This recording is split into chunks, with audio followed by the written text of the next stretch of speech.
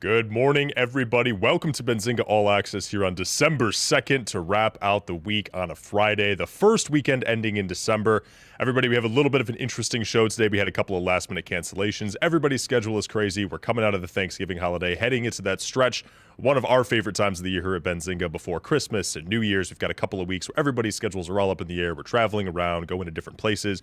We are prepping on our side for our Benzinga FinTech Awards and our Future of Crypto conference in New York City next week. A lot of our team will be heading out Tuesday morning, getting ready for that. If you don't have tickets, check out the Benzinga Events website. Make sure you're in New York City. It's going to be an amazing 2 days of all the top fintech players in the industry talking about 2022, as well as all the big players in the crypto industry talking about what's going on in the cryptocurrency world, what happened with FTX the last couple of months, everything that we think is going to happen in 2023, and all the industry leaders giving us their insights for what's going on. So, of course, a busy time. We've got a couple of cancellations. We're going to have a bit of an interesting show mixed in with some pre-recorded content, some really interesting interviews we had earlier this week that we'll be dropping some insights in there. Before we get started, we want to go ahead and roll the All Access intro, then we'll talk about our ticker sponsor, and then we'll jump into the rest of the show.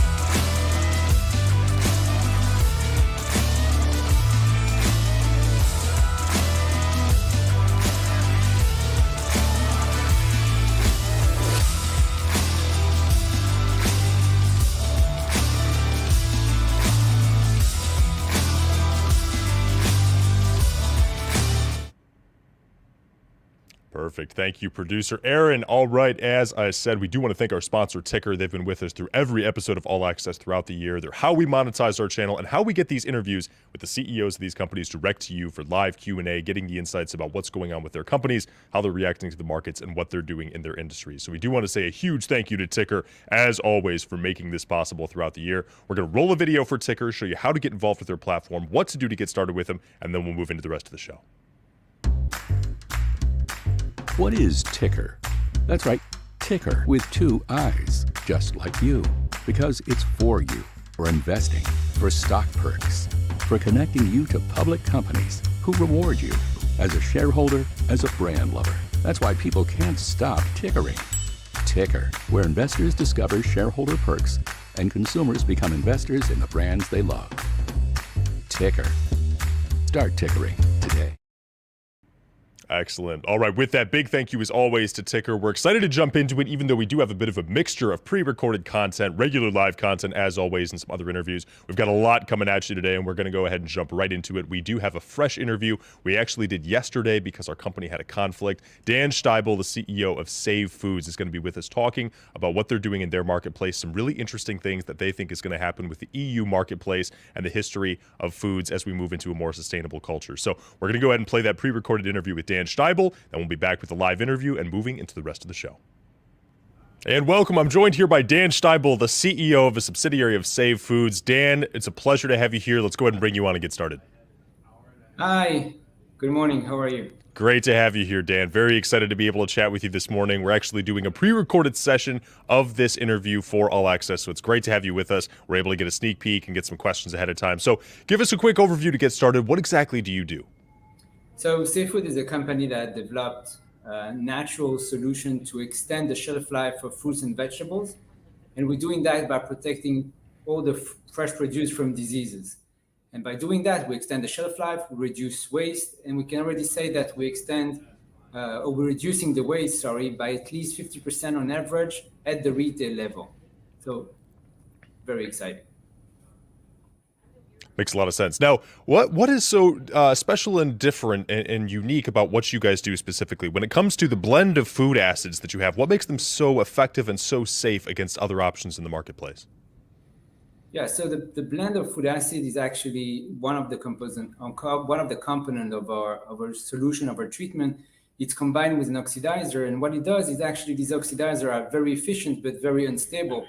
So our blend of food acids is actually, on one hand, stabilizing, I would say, the activity of this oxidizer. And on the other hand, this blend of food acid also, I would say, awake the natural immune system of the fruit. So the fruit now is also starting to fight, is triggering to fight the disease by using by our product.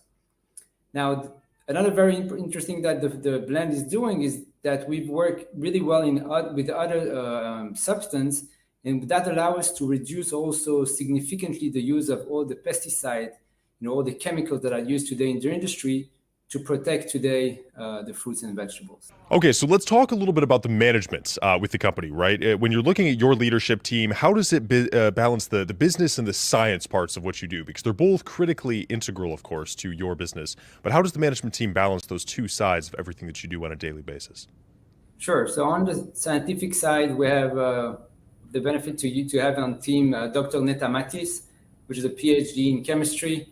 She's an expert with everything related to oxidizers and the blend of food acids. And on the other hand, I'm leading together with her also all the business side. I also have a background in molecular biology and genetics, so the disease and all these pathogens are very familiar to me. So I think this combination of the two of us and all the team that are supporting us with the background also on agriculture and all the experience the team has in that field is really helping us. We also have one of our team in the US was the previous manager of one of the largest post-harvest company in the world. So with a lot of knowledge and contacts, this is really helping us as well. Outstanding. Okay, great explanation there. And to kind of build off of that point a little bit too, your company's been in a period of transformation over the last year, especially the last 12 months, serious transformation. I want to talk a little bit about the transitioning from R&D to commercialization. Mm-hmm. When you look at the transition overall, how has it been progressing in terms of where you stand as a company, and also how has it been for the team to make that transition as well? So, as you said, it was a very exciting year because we did this move from the R&D to commercialization, and we have for the last 18 months we have worked really hard to run commercial pilot with a lot of different partners around the globe, and we have also extended the numbers of applications the number of fruits that we are protecting today. So today we are commercial on citrus, on mango, on avocado, on pears, on bell peppers, and on dates. And I believe that by the end of the year we could add to that berries, all type of berries, and also table grapes, and we're working, on more. So the transition was really, having more people moving from R&D to operation, working and traveling to these packing houses that are using the technology. And one of the benefits of the product is that we do not make any change to the workflow in the packing house. That was something very important because it's a very traditional industry. So the transition, moving to a packing house and allowed it to run the product and the treatment and see the benefits of our product have been great. And now, as we speak, we see that the beginning of the season is starting. So more and more of these pilots are turning into paying customers. Terrific. Okay, and another bigger note from what you guys are doing too, your company just IPO'd this summer. How did that process go for you guys? How did it affect everything else that you're doing? We talked about the transition that you've had from R&D to commercialization over the last year. How did the IPO affect things as a whole, and what differences has it made for the company, if any, so far? So it's not really an IPO we did in the summer. It was we mainly did an additional funding round. The company was public. We did a uplist to the NASDAQ in May 2021. That was a follow-up investment that we did during the summer. And so we have quite of experience of being a public company. It's very exciting. Yeah, it's ups and downs, especially these days where the market are not easy. But we didn't see any impact, Got it. Understood. Okay, so talking about a conference that you guys just hosted recently, actually, you guys had 100 senior executives from major Latin American agricultural and food companies at your R&D facility in Israel. What does this mean for Save Foods? What came out of this? Were there any major insights that we can look at and pay attention to here?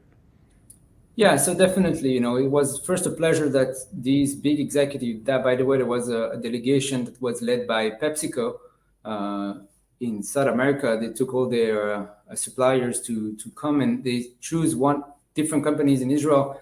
From all the companies in Israel, they visited 5 or 6 companies, and we were happy and lucky to be one of them. So for us, it was an amazing opportunity to present safe foods treatment to a large number of partners around Latin America. And we already have a follow-up meeting with Colombia, Mexico, Chile, Peru. It was one opportunity to meet a lot of people and got them very excited. And we see that now we're starting to run pilots resulting from that conference. And further along that line, too, you actually closed a major deal with Mexican lime exporters just recently here after a successful pilot. And Mexico, of course, one of the largest producers of limes in the world. So when you're talking about an output of almost 3 million tons a year coming from a country with this lime output, what does this mean for the company? What is the significance of this deal that you just closed? So we're very happy that that we see more and more company joining us on the line. We one of the first customers we have in Mexico is Sicar Farm, which is probably one of the top 3 lime producer in Mexico. And follow up that deal, we see more and more packers joining us. We hope to become an industry leader for lime packers very soon. That's what we see that's going to happen soon. So it's very happy with that deal, and we see more and more coming, hopefully in the next coming months. Terrific. All right, let's talk a little bit about the social consciousness side of things, right? When you talk about the public becoming more aware of chemicals and toxins that are usually so ubiquitous in our food sources and our food supplies, of course, I think this is well known throughout our food industry and everything that we consume almost on a daily basis. How do you see this shifting public policy? Because things are so entrenched now when it comes to the toxins and the issues that we have with our food supply. How is this going to change policy as we move forward? Also, we see that the policy is already changing, especially now in Europe, where you see that this green initiative, the Farm to Fork initiative, has decided to move 25% of the production to be organic. But most importantly for us, that to reduce the use of pesticide by 50% until 2030. So it's becoming a huge challenge, especially for all the countries that are exporting to Europe, because they cannot use now a lot of the chemicals that we use to protect the fruit during transportation. So we see definitely, that more and more people are interested to consume healthy fruits and vegetables. And we are happy to see that all the governments are joining that trends, and also the food retailers are promoting themselves to be, residues less or healthier fruits and vegetables. So the trends are started by the people. And we see also now that the government and the regulation is moving to that direction, which is a huge opportunity for us. Terrific. Okay, I want to talk a little bit about the EU's regulatory environment too. Let's talk about the European Union a little bit. When you talk about them changing their food producers' appetite for clean and eco solutions and keeping their products in play, how does the EU factor into your strategy for growth ahead? How do you think the EU is going to continue to develop on this path of trying to get cleaner foods, more sustainable foods in the future? How do you see that playing out over the next few years? So we see that especially now already that some of the leading food retailers already are requesting from their supplier to reduce significantly the chemicals that they are using. It's for them, it's like marketing tools. They're even stricter than the regulation. So we see more and more of these food retailers joining that trend and wanting, to market themselves as having good quality with less pesticide, with less chemicals. And we see that, it's going to grow more and more, not only in the food, on the fruits and vegetables. We see that with meat, with also that the importance of sustainability, of reducing the carbon footprint, and the fact that safe foods is allowing to reduce the pesticide, allowing to reduce the food waste, has also a huge impact on the carbon footprint of this company. So for us, it's a win-win, and especially for them to use safe food would be a win-win solution to answer all their sustainability or most of their sustainability issues. Terrific. Okay, really good insights there. Food stabilization, right? How does that fit into the larger fight against climate change, trying to extend the shelf life of these foods and the longer they can last for us in our food cycle? How does that affect climate change and what we're seeing in terms of that fight? So, the food that is not, as a statistic, almost 50% of the fruits and vegetables that are produced will never reach the plate, and they will end in landfills. Now, all these waste in landfills create greenhouse gas emissions. food waste in general in the world is the third largest greenhouse gas emitter if we compare it as a country. So to be able first to reduce the waste will have a direct impact on these carbon footprint issues. Second, more and more people are populating this world, and we are kind of a food shortage. When on the other hand, we are producing food and 50% of it is not consumed. So to extend the shelf life of produce and allow them to be consumed, we get to a balance where maybe we don't need to produce more food. We just need to consume what we are already producing and not send 50% to the waste. Got it. No, another really good insight there too. Let's also talk about some things that you kind of may have a hot take on for your industry specifically, right? When it comes down to safe foods, is the U.S. going to be moving towards a zero tolerance policy for pesticide residue? If so, how long until that's going to be the case? This is obviously a major topic for everybody in your industry, and certainly I'm sure you have an opinion on this. But moving towards a zero tolerance policy, pesticide residue, will that take a long time, and is it even feasible in the near or long term future? Well, first, I think it's feasible. It's definitely something we need, that every country needs to trip to that direction. It's definitely something that is important for the health of their population. Studies show that the impact of pesticide on the health of people is important, and consuming organic is not just I would say a word. It definitely has an impact on our life and on the health of people. Regarding the US, I'm sure it's everyone is talking about it. It's going to take time, but at the end, I believe that in the next 5 to 10 years, everyone will actually move to that direction. So it might take a little bit of time, but the US will join as well. It's actually already starting to join with limiting the use of some pesticide that I use today. I believe that with the pressure from the people, it will be even bigger and might be faster. Excellent. Okay, now I want to bring up your deck here for a few minutes too. If there's any specific slides that you want to go to provide some more context about SAVE, that'd be great. We can pull to any of those specific ones. Really up to you. Yeah, I think I think that the picture can speak better than words. So I think this slide exactly is the slide where it's pictures that we receive from our commercial partners running some of our pilots. I'm happy to say that for avocado, mango, citrus, pears, it's already commercial. For the others, it's on the way. And you can see on the top, these are the fruits that are being treated with Safe Foods solution. And on the bottom are the fruit that are as they treated today. And you can see and you can appreciate, I believe, the difference in quality and in freshness. So, that's what we're doing. We're happy to provide to the people very fresh, high quality fruits and vegetables, and we hope to continue to do that in the near future. Fantastic. Okay, so let's talk a little bit about future growth, right? Is there anything in specific that you guys are looking forward to growing over the next year or the next several years as a company? Any big priorities for Keystone growth that we should be looking for as investors? So definitely now we're moving to translate all the pilots we've been performing to paying customers. So that's definitely something you will see in the next 12 to 18 months.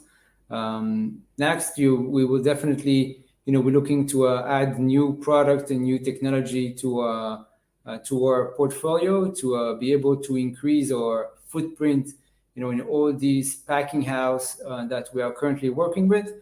So this is, two very important milestones that we expect to get in the next 18 to 24 months.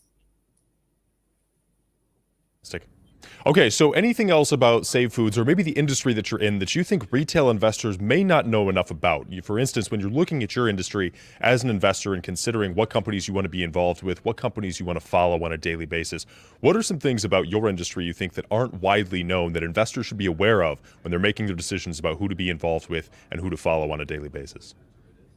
So I think, Safe Foods is definitely coming in a point in time where, as I told you, the regulation, especially in Europe, has changed, and all the packers, especially in Latin America, South Africa, and even in the Middle East, that are shipping their product to Europe, even from the US, shipping to Europe, have to significantly reduce the use of this pesticide, and especially today with the transportation time that is significantly increased, they're facing significant waste. Now, each waste, bad quality product at arrival has a very big bad impact on this company. Now, it's agriculture, and that's what I want my message to these retail investors. It takes time, unfortunately, because we're dealing with fruits and vegetables. We're working very hard, to be able to treat fruit all year round, and that's where we are addressing not only the north hemisphere but also the south hemisphere, so we won't have any impact on the season. But we're doing that. We see that these packers are very excited about our product. They're very excited about the results, and it's moving on, and we see that it's happening. So be patient.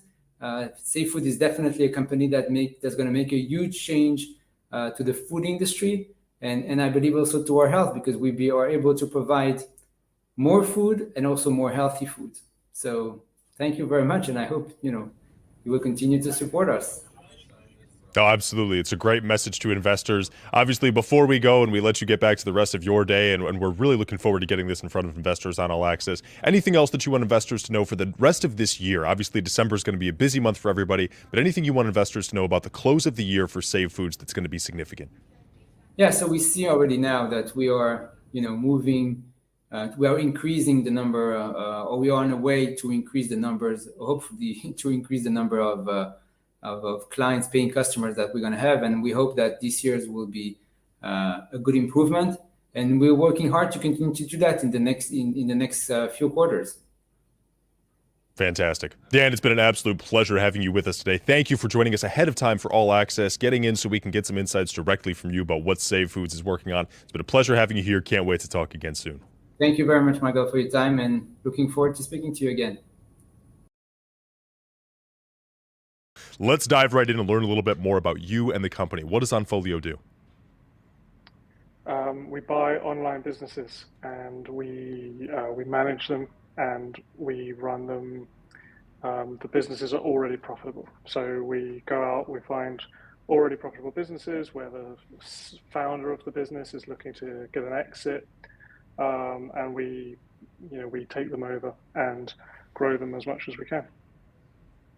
Fantastic. Okay, so that's going to be my first question for you, right? Is talking a little bit more about what exactly you guys do. Your business relies on acquisitions, right? So what is the competitive advantage for you guys relying on acquisitions of companies that are already profitable? What are some of the ins and outs of what makes this such a successful approach for Onfolio?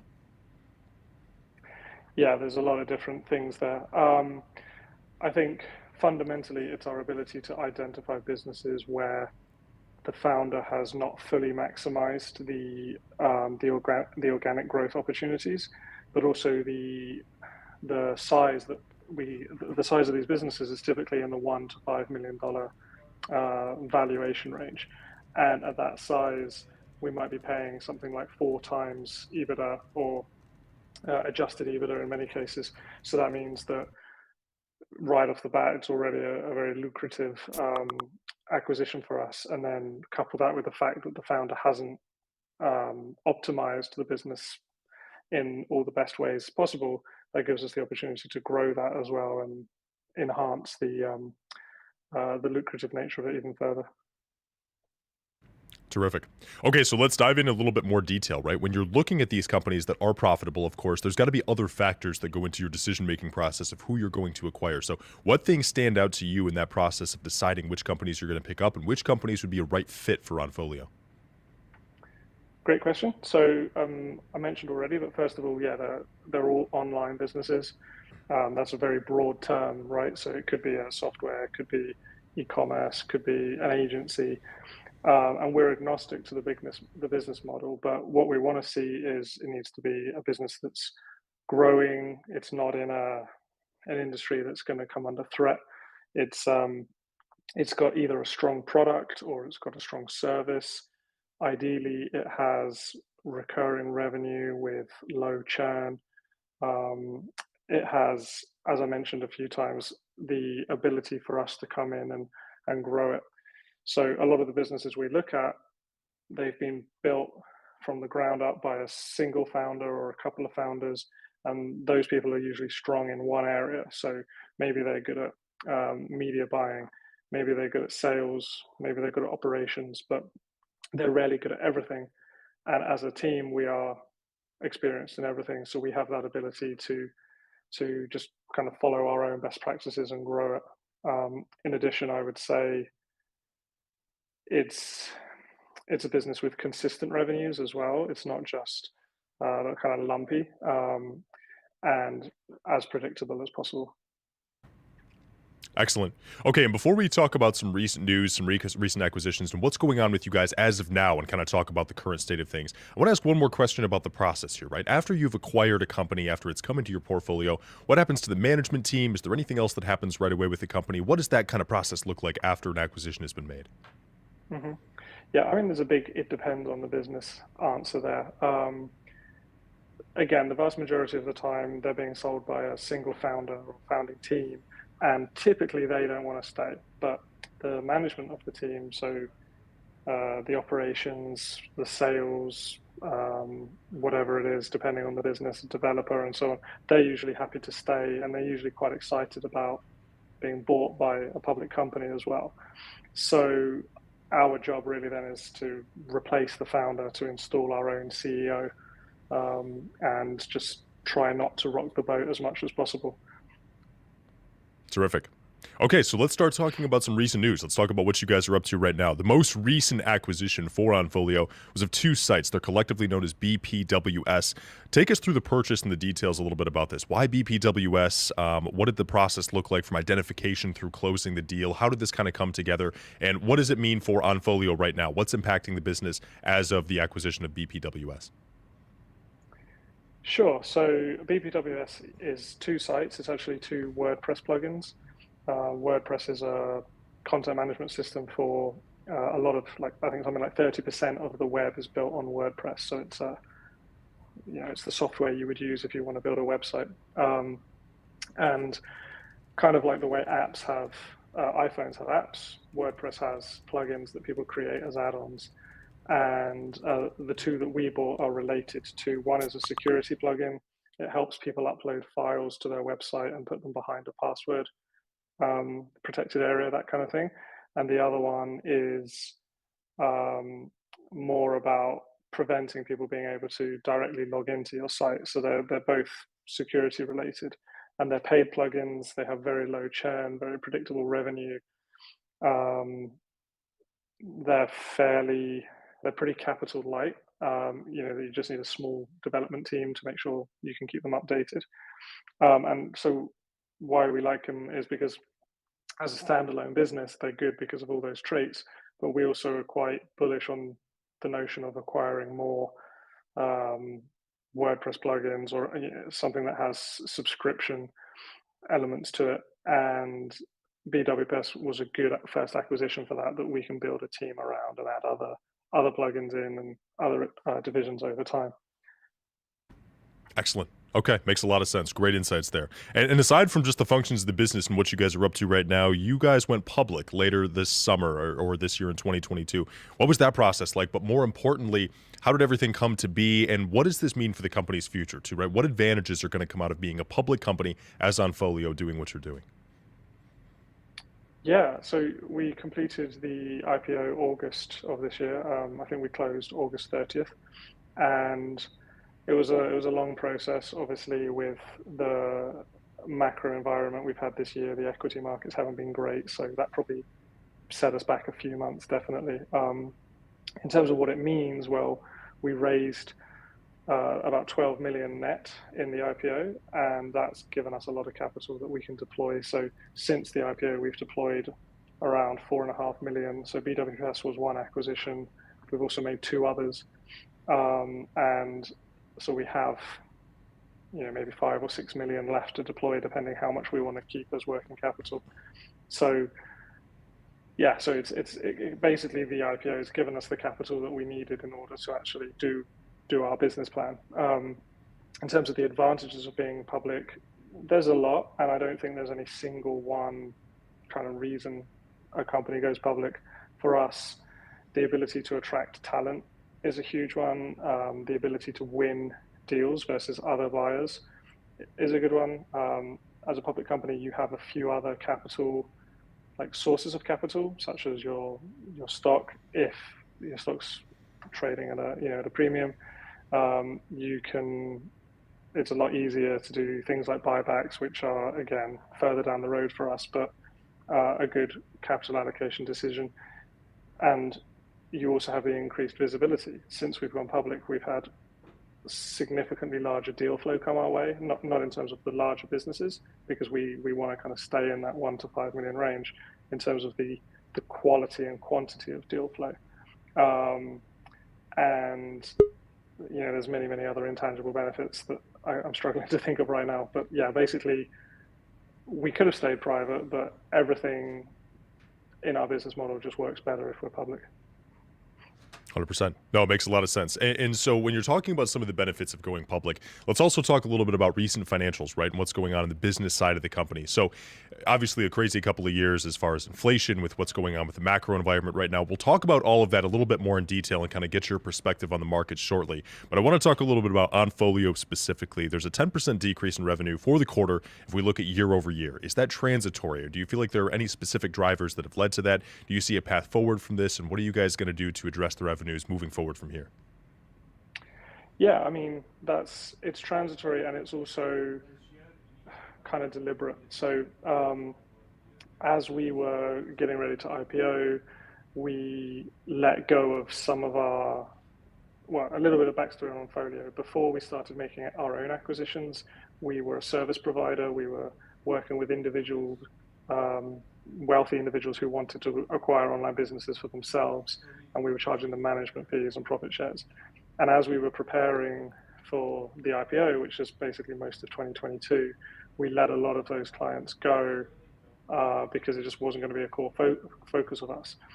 We also, one of our largest businesses had a very good Q3 last year and an okay Q3 this year. And because we just had that one business, if it does a little bit worse, then that actually affected our Q3 financials quite significantly. Whereas, everything post IPO, we've made 3 new acquisitions. The revenue of one of those acquisitions alone last year was double our entire revenue the year before. So our revenue moving forward is going to be significantly higher anyway. So maybe even if that one individual business unit carries on at the new level, it's not going to make a huge impact to our journey and our trajectory. Got it. Okay, great insights there. Thank you for that. You also started Human Proof Designs in 2013. How has the landscape changed for those looking to start an online business in the last 10 years? It's a very interesting kind of sector here. Can you take us through some of the development of this and also what the path forward for it looks like as we go into the next couple of years? Yeah, that's a great question. I think the landscape's changed. In many ways, the fundamentals will stay the same. Online business still works the same as it used to. Sure, you get things like Facebook ads don't work as effectively as they did since the Apple iOS update. You get these kind of individual tactics and so on come and go, but fundamentally online business still works great. More and more people are joining the internet every day. Believe it or not, there's still the world's growing, so more people are joining. Since 2013, I would say in many ways it's easier because there's so much more training. There's so many people out there teaching you how to build an online business.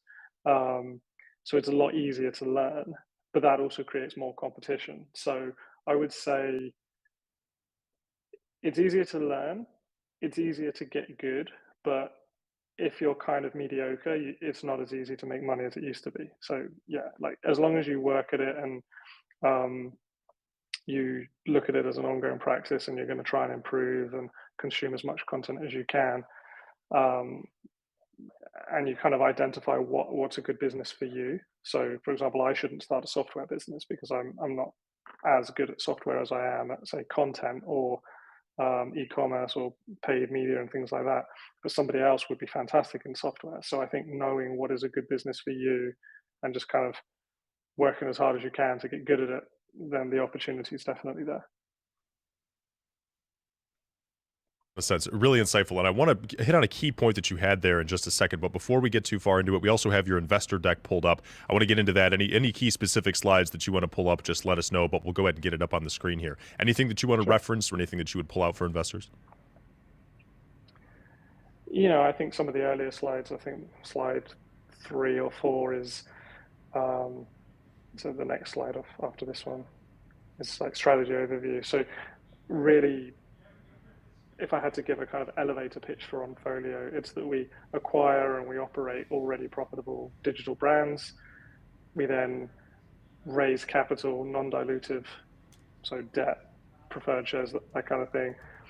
And as well as our retained earnings, we take that raised capital to just kind of rinse and repeat and acquire more businesses. And then we have this intentional growth strategy through M&A. So it's very much buy online businesses, cash flow them, rinse and repeat, augment that with debt, and that's it in a nutshell. Excellent. Okay, great. We kind of got the strategy overview there, which is kind of what we touched on at the beginning, but it's always helpful having that visual aid to kind of give us deeper insights, right? So anything else that we want to pull to as we're going, totally fine. But I did have a question too. If you're looking at the markets overall, again, like I mentioned, a crazy last couple of years, what do you think are going to be some of the keys to success for small online businesses over the next 10 years? How is that landscape going to change? If I'm sure as it will in many ways, but what are some of the key growth drivers going to have to be for these smaller online businesses that may become acquisition targets for Onfolio? I think optionality and adaptability. It's probably always been the case. Like you might start an online business with an intention to be business doing this or in this industry or this business model, and then you kind of have to pivot and adapt. So going all in on one particular business model may not be the best. So for example, the Amazon FBA model, where you start a brand, basically you import products from China, ship them to Amazon, Amazon sells them to their customers. That's your business model. That business model can work, but in 2017, it was like the thing everybody wanted to do. Whereas in 2022, a lot of people are like, well, you don't want to rest all your laurels on Amazon. You should get off Amazon. Maybe you should get a Shopify store as well. So you need to have that ability to adapt, because the internet's changing very quickly, and a lot of the gatekeepers like Google, Apple, Facebook, they will keep changing the rules very quickly as well. So that's really it. As long as you have those skills like tenacity, adaptability, and you have a business with the optionality to be adaptable, I think no matter where you are, then you'll be okay. Absolutely. Okay, and let's take that one step further, right? As we start to wind down here, we talked about some of the macro factors that have been affecting everything. And during all of these interviews, we certainly want to learn about the companies and what you guys do and what you look for in terms of successful businesses, especially for somebody like Onfolio, where the factors that a company is putting into their business determine if they're going to be acquisition targets for you. But we also like to get the insights from you guys about how you feel the markets are progressing. What does the macro global environment look like? And how are things like interest rates and inflation going to affect businesses as a whole, no matter what the sector or industry is? So as you're looking at the future here, do you feel like the looming recession will affect smaller businesses? Do you think that entrepreneurs and people who are growing these smaller companies are going to have to adapt and grow? And what do you see as being some of the biggest threats on our horizon, but maybe some of the opportunities that come along with a more challenging economic environment as well? So much to unpack there. It's really going to depend on the business. So, for example, marketing agencies might find that clients are going to start tightening the purse strings. The marketing budget is often the first thing you cut, which is kind of silly, because the marketing budget is what really drives your business. And if all your competitors are also cutting their marketing budget, maybe you should spend more. But marketing agencies, maybe they should think about other ways that they can reduce their payroll if their revenue goes down as well, just things like that. But then there's going to be other businesses. Things that always do well in a recession are like how to make money online or how to get a remote job. Those kinds of businesses are probably going to do well.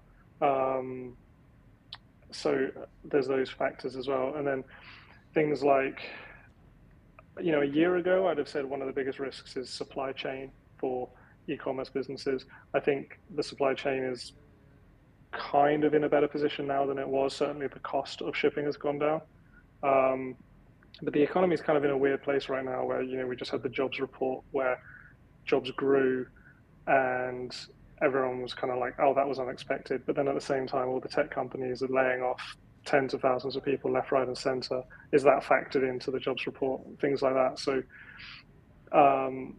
we're kind of in this weird place where the recession's looming, but also there's still a chance that we avoid one.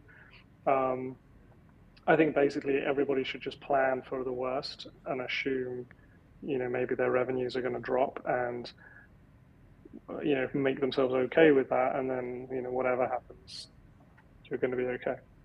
In terms of opportunities, yeah, I mean, if all your competitors are reducing their marketing budget, that's an opportunity for you to double down. For us, there's going to be a lot of juicier acquisition opportunities, I think, where sellers are either panicking and more willing to sell, or they're in a position where they need to sell their business. Maybe it's their side hustle and they've just been laid off and they need the cash. Or maybe it's going to just have a short-term trouble. We view, we take the long view, so we're okay buying a business that's a little bit depressed because it's going to be transitory or something like that. Makes a ton of sense. Really great insights there. And a final question to kind of build on that before we close out here. Coming into the end of the year, let's take a quick look ahead at the rest of December, the holiday season especially, right? Always a busy time for e-commerce businesses. Is there anything that you think may help you guys determine some new targets with companies that are going to have big holiday shopping seasons? Anything that you're looking for in December here for companies that are going to have particular strength, building off all the momentum with holiday shopping and everything else? Anything that you look for over this month? Really, it's got to be like a year-on-year thing. So typically businesses that do really well in the holiday season, they might not do that well for the rest of the year if they're a seasonal business. So we probably wouldn't want to buy something that right now that just does well in the holiday season. So we would also be looking at what does it do for the rest of the year. If it makes like 50-60% of its revenue in November, December, then maybe we would avoid it. So yeah, you kind of have to zoom out a little bit and see, is a successful shopping season masking problems with the business rather than being a sign of a good business. Terrific. Dominic, it's been wonderful getting some market insights from you, some strategy into how you guys think and how you evaluate companies, but also just how Onfolio functions and how you run this company. It's been an absolute pleasure speaking with you. I'm sure we're going to get to do it again soon. Dominic Wells, CEO of Onfolio Holdings, thank you so much for joining us. Yeah, thanks for having me. It's been great. It's been a pleasure. Dominic Wells there from Onfolio Holdings joining us. They acquire digital businesses and acquire a portfolio. Really interesting market insights and some other stuff about how they function and how they run as a company, what they're looking for in targets. Great conversation there. We'll have access to all of that, of course, in post-editorial coverage from this. We do have a gap before our next live speaker, though. So moving into the next part of the show, I believe, unless I'm mistaken, we're going to bring on Mitchell Hotch. And we're also going to bring on Zunaid. I'm hoping he's with us as well. We're going to go ahead and bring on some of our live traders and go ahead and get them into the studio until our next live speaker and keep things moving.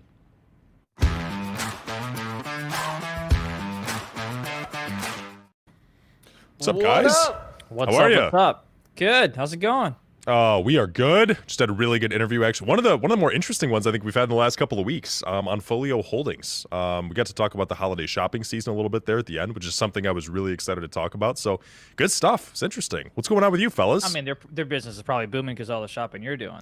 Right. Listen, that's where the billions came from. I saw those numbers hit. I try and control myself. I controlled myself during Black Friday this year, which is rare. Unlike Aaron Thomas, who stocked up on golfing apparel, I controlled myself. Wow. Mostly because I was sleeping a lot, but I'll take what I can get, right? Doesn't matter. I love it. All right. Let's All right, get boys, into maybe take it some away. Market action. We'll let you hop out of here. We'll see you in a little bit. Let's get towards the market action. How you doing today, Zunaid? Good, man. Aaron texted me. He's like, yo, you available? I'm like, bro, I just woke up. I'm like, today's the day off, bro. I just woke up. No, man, but I've been good. Just here, I'm about to actually, let me share my screen as soon as I get into this trade. Yeah, I'm already in one, so I'll give mine. Well, you right go ahead. quick. Yeah. I got you. I got X here. I did steal on the pullback here. SPY is holding the VWAP now, so that's looking interesting if we can get back above 404 here. But I got X on that VWAP pullback there. Looking for it to keep going. You guys know how I like X. It's right now at the high. Sold a little bit already, about 50%, right when we got near that high of the day. Now I'm looking for it to continue through 2675. Another one that I was looking at was like LAC. some lithium plays today. But energy has actually been pushing up today also. So you could take a look at some oil names. They don't want to go away. And OPEC is going to be talking this weekend. They could be they're doing a meeting on Sunday to decide the next phase of production policy. Who knows? By Monday, we could have oil cuts that are coming, and that could spike some oil futures. We'll have to wait and see. But it's definitely going to be out there. So Zunaid, Sunday night, you might have to be a degenerate in the futures action. So let's talk about being a degenerate. All right. Well, I'll talk about it after you're done. If you're done with your trade. So last night I was trading, and I was doing some other Benzinga stuff, and I went ahead and went long the SPY right on this break of VWAP here, and then I went ahead and like sold majority of my contracts, but I still had 2 remaining. I didn't realize I had 2 remaining till what I do is just a little fun fact, I guess, is at the end of every month, I calculate like my P&L, my net worth, and this, that, the other. And I go on my E-Trade account to calculate what my account size is or whatever. And I'm like, why do I have a SPY position open? Because I'm usually 99.9% cash at the end of every single day. And I realized I had calls still open. I'm like, oh, whatever. We'll be all right. I might lose, $100 here and there, whatever. Wake up this morning and I see this. I'm like, oh, okay. That went down real quick. So I woke up I woke up to a $500 loss just to start off the day, which wasn't fun. Don't worry. But thankfully, we made a little bit back when I went ahead and shorted Google off of the $100 level here. When we shorted Microsoft off the 151. But I did give a little bit back when I tried to short Baba off of this level here, which was the previous high that I had from a couple of days ago. But in terms of what trades I'm on today, yes, I am short 2 contracts here on the E-mini on the micro side of things. I'm short at 40.39.75. I'm looking to lock in some gains around 40.27.75 if I can. And then my stop loss is going to be about 40.51.75s to the highs. Ideally, I would like to maybe, and it's crazy because you're going to get some good swing opportunities in the sense of like the prices are moving, even 1 or 2 contracts, you can go ahead and get a solid momentum out of it because of how much we've dropped. So things are a bit more volatile now, if you will. Something to keep in mind. Let me see if I get stopped out of my NVIDIA trade. Okay, no, I haven't yet. So I'm also short NVIDIA here via contracts. Let me tell you all the contracts. I am short because I bought the puts. I bought the 165 puts expiring this week. My average price on those are 114. I went short because you can see the drop that you have here. Touched VWAP, couldn't get over it. So we're short on the equity side as well. Just 50 shares on that. Let me go ahead and switch my account over to that. There it is. So actually, nope, just short 25. We went ahead and covered some earlier on this drop, I guess. So I'm going to go ahead and close out of that whenever we get over to the 163.82 area. But mainly it's the puts that I've got here. And then let's see what else we're kind of keeping an eye on. Mainly it's just the where'd it go? The futures trade for me. Let me go ahead and switch accounts. I wish everything was just one account. It's not. That's fine. But yeah, we're about $50 in the money. So, we'll wait for it though, because we want to have a good risk reward trade. I do want to have it come down here, and then hopefully we can go ahead and test this trend line eventually down here. That would be actually really great. Let me extend this crayon drawing of mine. There we go. But we'll see if we can go ahead and get a flush, or if the market wants to come back above VWAP, because for me, it's got to get over this 40-50 area, but not quite sure if that's going to happen or not. Anything you're seeing out there? Yeah, I mean, I'm looking around. I mean, I see energy bouncing in basic materials and steel. I'm going to see what happens with that. They pull back a little bit there, but just still battling. I'm deep into the green. I've already taken a good amount of profit. So just looking for that to push. I did make a mistake earlier today on freaking Tesla. I had a swing on overnight, and it was looking good until, the SPY got hit.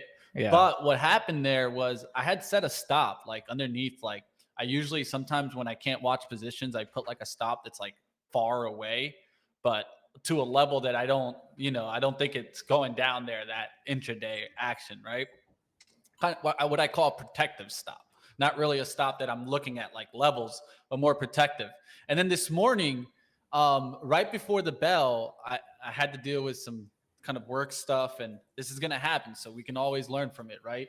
So in this morning, I forgot to take off that stop order. And as soon as the market opens, it closed me on Tesla, and the stock rips $2 above my average price. $2? That's man. What are you going to do now, though? I can't do. I already stopped me out. I Oh, lost. like you're I gonna took try a to get loss back on in, the or did it already position. move? No, because the order immediately hit because it was Oh, underneath that stop price, and I left it there because I was dealing with some work stuff in the background.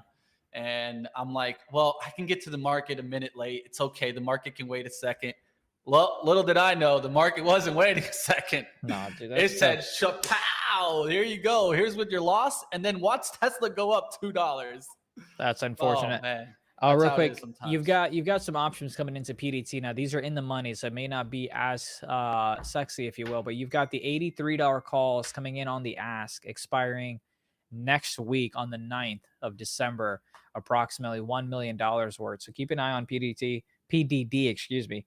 PDTs and issues that I had run with in the past. But yeah, I'm just short. I'm just long, excuse me. 50 shares here with a stop loss of 86.62. I don't want to give it all the way to VWAP, which I probably should, but now I'm at break even on those. But yeah, just a heads up, $1 million trade. And they actually were coming into Baba's as well. The $100 call is expiring next week. So if Baba bases here, I was hoping it would come back to around the 89.67s. But if Baba bases around 90, I think you have a good risk reward. Maybe VWAP cut of, you go ahead and take your risk off. But if you like living life on the edge and you like sweating at night, maybe some Baba calls to the upside could be your cup of tea. I wouldn't do it, but just telling you what I'm seeing out there, and you can see if that's worth your risk appetite. If we go on the 65-minute, well, that's the last time Baba was anywhere near 100. It was all the way back in August. I guess it wasn't that bad.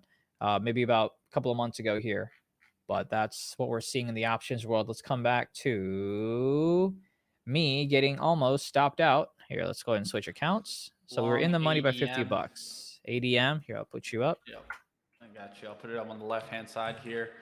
This is Archer Daniel Midlands. It's been beaten down yesterday. I'm seeing the SPY starting to push a little bit, so I'm taking a little bit of a shot here.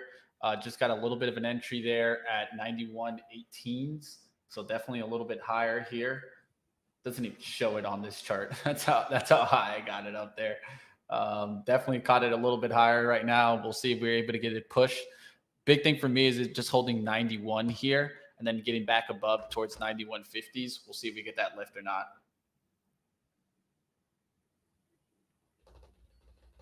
Kind of want to de-risk my futures contracts here. I'm trying to see if I should or not. X still working for me. I'm going to look to see that continue through the 26.80s here, and then I'll look to take some as it goes to 27. Right before that, I do want to take some profit, take majority of the trade off on X. Is X trying to give it to me? Man, my NVIDIA contracts were up about 10%. Now they're down about 3%. You got to love Lotto Fridays. How's the SPY? SPY's battling to hold the VWAP today, has done about 2 or 3 different cuts there on like a 5-minute below the VWAP. That looks good now to take through 404. I'm starting to look to the market towards the bullish upside now. Let's see if we can get that really break through 404. A clean close above 404 on the 5-minute would look good. We'll see if we can get it. Let's see what's going on with a bit of Netflix here if we can. Netflix is just continuing to move towards. Okay, so now look, here's what's interesting about Netflix. If Netflix goes ahead and breaks 320, I think you can get a continued move to the upside, especially if the market goes ahead and participates or at least goes sideways. But you can see resistance all across yesterday's trading session at that 320. So now if we go ahead and break this 320, you can possibly see a move a little bit higher. Let's see if there's any options coming in that interest us on Netflix. You give me a little bit more confirmation bias. Looks like you're getting the 320 calls coming in on the ask. About maybe $50,000 to $100,000 worth. Nothing too crazy for a ticker like NFLX. Coming back to the futures here. They're above VWAP. I should have taken my L earlier, but I'm not liking this stubborn. ADM. I'm out of ADM there. It looks like it's going to hold the 91, but looks like the 91 is definitely not holding there. 91 on 90 is holding there. So we'll just see. It looked like it could crack there. Not going to hang out there. X is working so well for me. I'd rather cut this loser really quickly than get out of X there. So I'm looking to go ahead and just continue pushing on X here as it looks to continue towards 26.87. Can we get it to 27? Looks like I just went ahead and got filled on my one more contract that I'm short on the futures. This will end up being an awful trade for me, but I like my risk reward all the way up here. My stop loss is going to be 40, 51, 75. Come on back down. Come on back down. Solar Edge, here we go, says Easy Mike. There you go. You guys are looking at that. I see now sitting on a BlackRock reversal, maybe. That doesn't look too bad. Here's 92s here for X. I'm going to go ahead and take majority of it out here and leave the last little bit of running. Took some out there at 93, looking for the rest to run through 27 and then take the rest off of there. It's been a really good trade for me, at least on X. Happy I just cut that ADM a little short, but it could still get into the green. There's a nice little push on X. Now we're at 26.98. Can we get the break above 27? There's 27. Come on. Little lift from there. It's using it as resistance right now. Starting to see it slow down on the action. 27.02. Let's take it. I'm out there. Boom, all out of X. I'm out of my NVIDIA as that one's popped above. Held the trend line. Got too cute with it. Nice little move. Breakout there on X. Took the profits onto the push.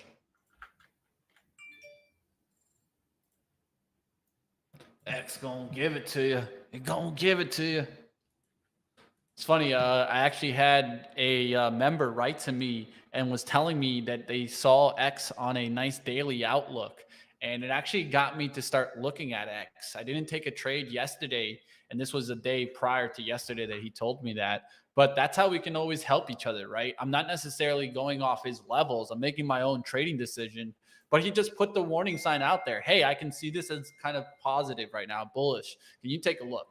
Well, didn't tell him how to trade it, but it definitely put it on the radar for me and was able to nail an X trade. That's how we can always help each other out there, chat. That's what it's all about. You've got Netflix. I did go ahead and pop above 320. Now I'm looking to go ahead and let me see if I can get some lottos here. Looks like I did just get into 25 shares of Netflix, but I want to get some lottos, so I want to go ahead and come back here. Come on, with a nice breakout. I like that one earlier. I mentioned it. Look at this move on the left-hand side. LAC with a nice little breakout there. Lithium name. Good little push. I went ahead and got into some 322.50 calls on Netflix expiring today. I got filled at 174. Ooh, I should scout Disney with it. I was looking for that Disney move with that Netflix move. Remember, we talked about that earlier in the week. Netflix making a move up. I like Disney today. Starting to push already. It's gotten there to 98.46. I'll have to look for a pullback already, but it is getting some lift. So if we go ahead and take a look at Netflix here, we've got a gap that we're in the middle of filling. And that gap would fill around the 330.91 area. So, yeah, let's go Netflix. That's what I'd like to see, man. Yeah, I've been looking for the 300 hold on Netflix. You finally got through it, right? And now it's important to just hold it on pullbacks. Yesterday, what do? You cut below it and close above it. You're looking good now. All right, the contracts that we bought on Netflix at 322.50 calls, I went ahead and sold half my size here at 215. We got in at 179, out at 215, looking for a little bit more of a push. If we can get it towards 223s and then maybe a little bit more to the upside. So I've got 2 contracts left that I'm going to sell here at 250. I'm going to go ahead and put that order in there, the limit order, in case I forget. All right, 250 is going to be my next out. And then after that, I'll probably look to sell at around $3. Just happy I had that good trade on X to bounce me back from that swing loss there on Tesla. But we'll see right now. SEDG definitely pushing, EMPH pushing, solar stocks not turning around right now. Halliburton strong. That means energy strong right now. Basic materials leading us right now. So you guys can take a look there. We always take a look at coal names there. Some coal names, BTU continuing, right? We talked about that plenty of times. It's above the 30s, continued on the daily trend now, holding those 30s as pullbacks. That's going to be the level to watch. Let's see if it can continue back towards the high from the 30th. All right, X pulling back there a little bit. Overall market looks like we got that push right through that 404. Now we're looking for 404s to hold as pullbacks. Maybe it can even come to 403.80s, but I wouldn't want to see, let's say, like 403.50s here on the pullback. Wanted to hold here around the 404 mark and continue the trend up, climbing the wall of the worry on the pullback that we got this morning. Of course, don't forget that on Netflix here, let's go back to it. It popped above, came right back down. Now it's kind of holding that 320 area. You'll love to see that. And now we need to see a continuation to the upside and have it make higher highs and session highs here shortly. The contracts that we bought are only up about 7%, but good thing we sold half of them at around 20% gains.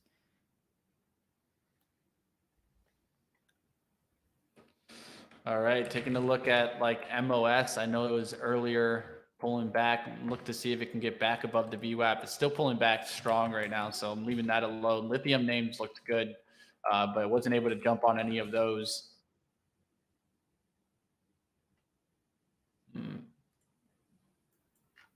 Thinking about MP here.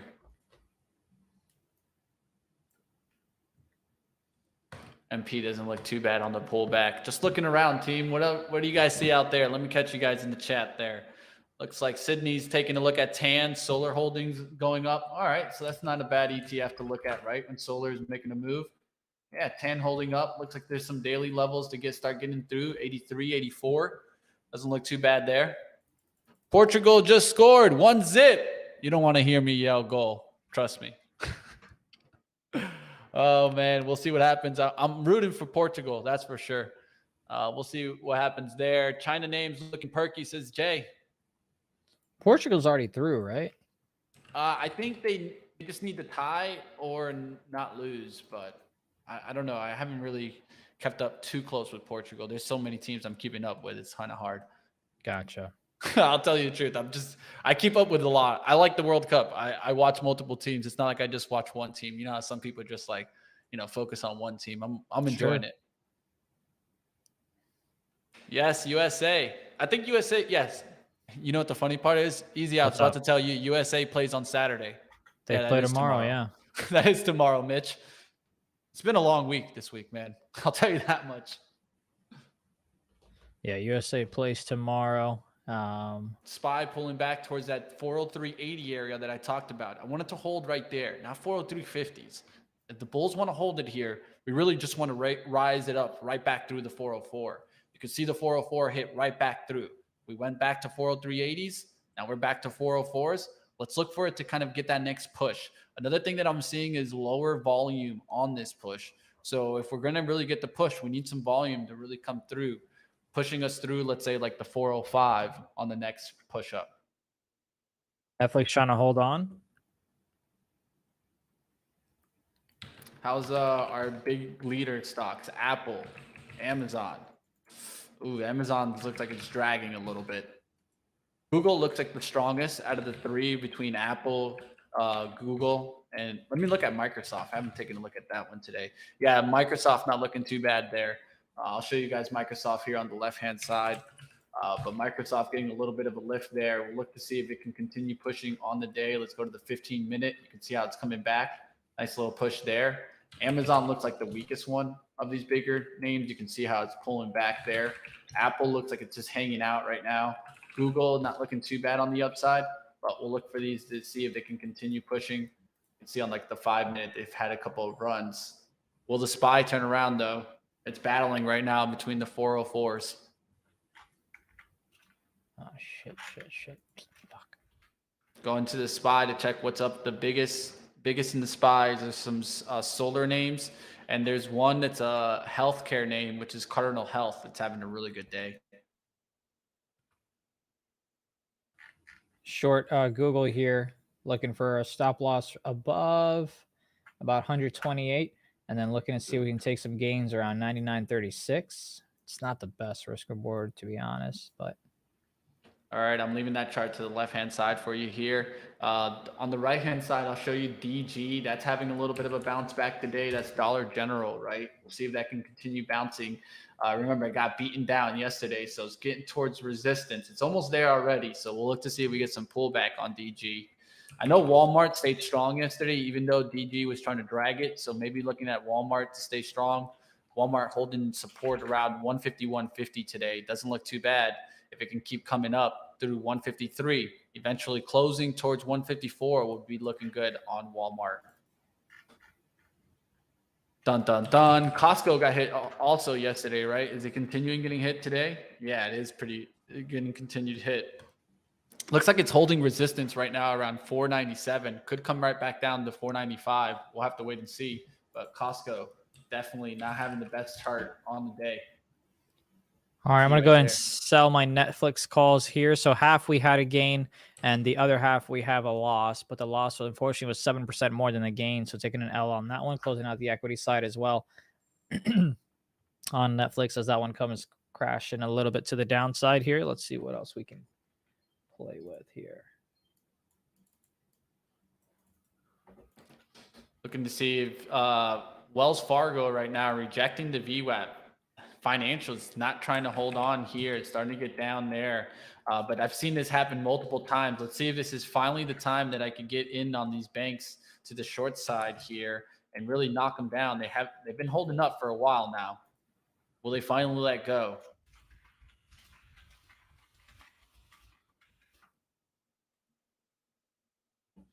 $381.38 would be kind of the risk right now on Goldman Sachs. It's the one I'm looking right now for potentially shorting here.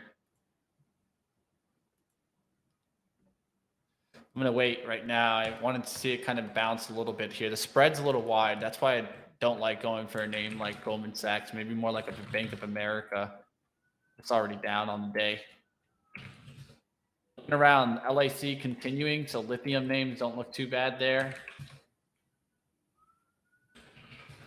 PLL doing well. Let's go back to some of the leaders here. Apple trying to hold the support right now. We'll look to see if it gets that next run up. All right, come on. What we got? Where's my Google trade? A lot of what I'm seeing right now is the SPY battling with the 404s.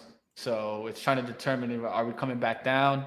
Are we holding up here in the 404 range? I got three 3-minute candles all closing around the same price right now.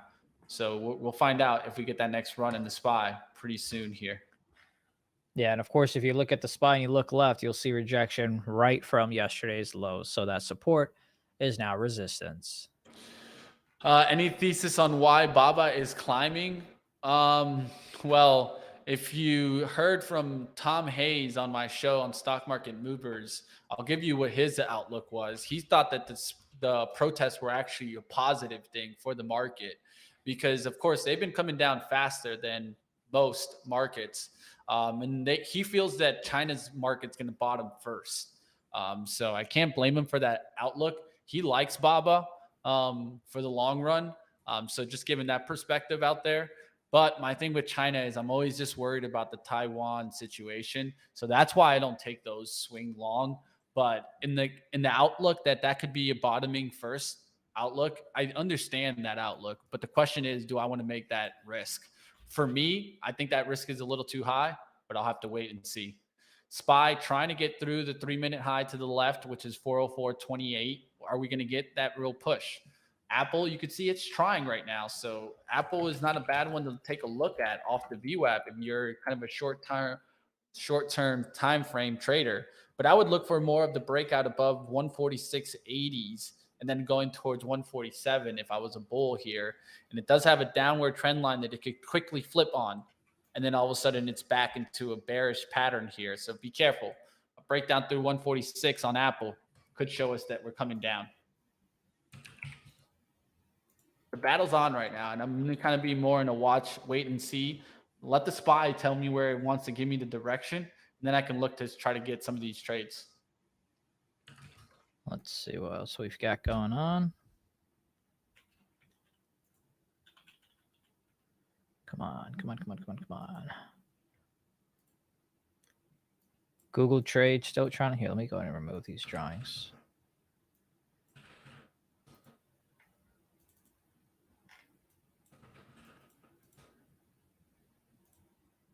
Yeah, right now you can see the market just kind of right above VWAP, holding, basing. Holding, playing. Like trying to get traders to make a trade before the action. That's what you get sometimes right here, where traders are making the call before the action. And there's nothing wrong with that because if you're going off of levels, that's just the trade that you're taking. But that's how it gets us a lot of the times. It gives us this kind of little slowdown moment. All of a sudden, a lot of action comes in, and then we get that sped up action. Now it looks like we're going to get that action. Let's see what happens. SPY still closing kind of sideways right now. So So that's really the kind of the sign that we're still battling here. Now we went through that 403.80 area, so it looks like we're on the downside of it right now. If you want to take some shots, I can't blame you. I'm going to probably take some shots here on the downside. We'll see what happens. Yeah, waiting for this 5-minute candle to close below VWAP.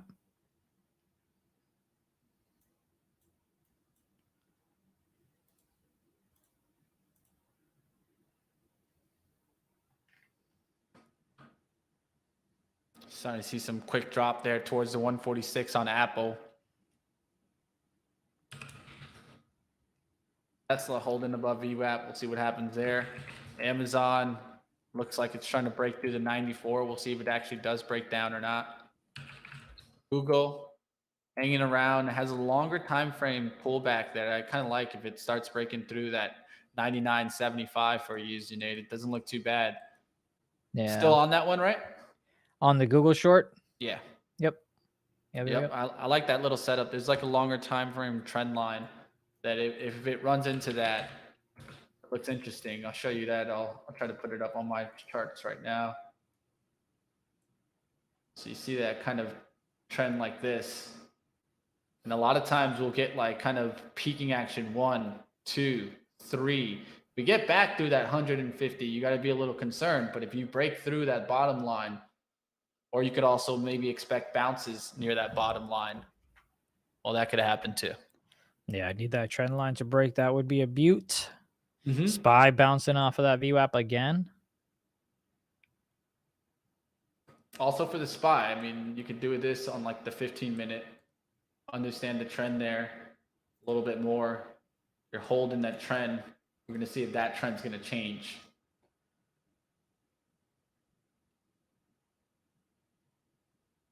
Battle's on right now. Toasted. Charge point. Not charging today. What is in the green here? We got to find something. Defensives. Tobacco. It's wacko, man, but it's up. Brewers. There's Google coming down. We're about 20 cents in the money around VWAP, so this could easily be a support area. I'm going to wait for a bit more of a crack. And I'm also going to lower my stop loss to about $100.11.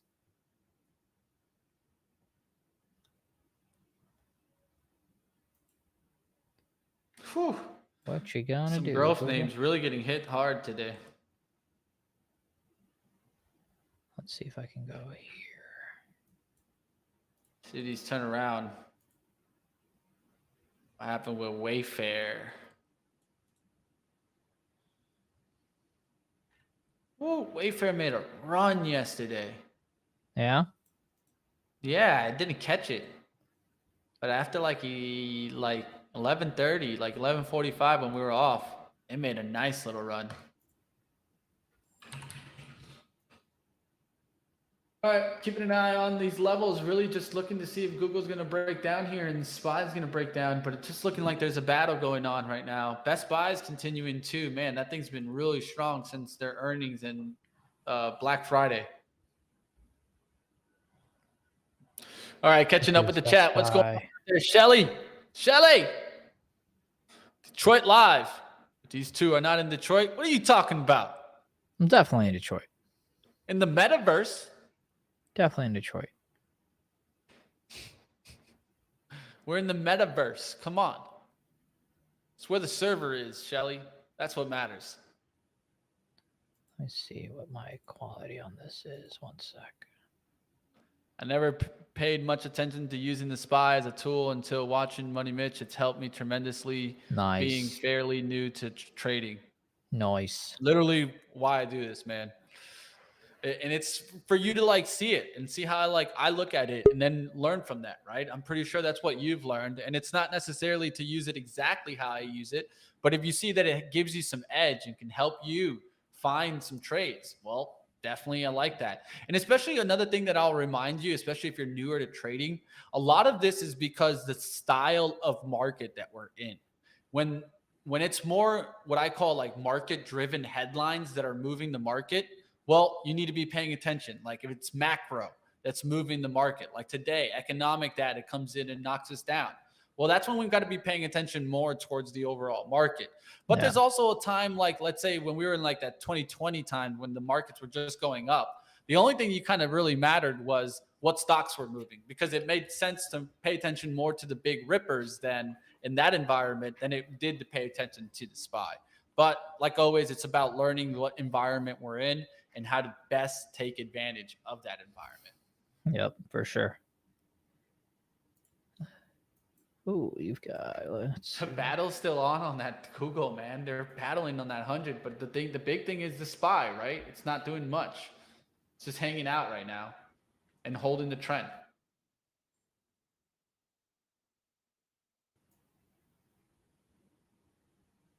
If anything, it looks like it's pushing back right now.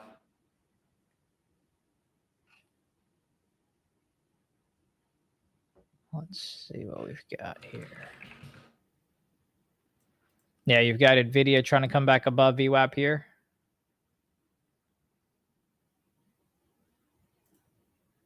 And there's the SPY above the 40-50 area.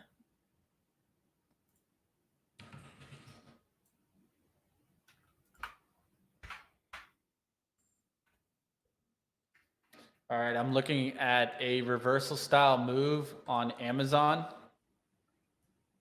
off the 94s, but I need a little bit of a pullback action here. All right, you've got the futures here. I'm going to take a quick ugly stab at this one.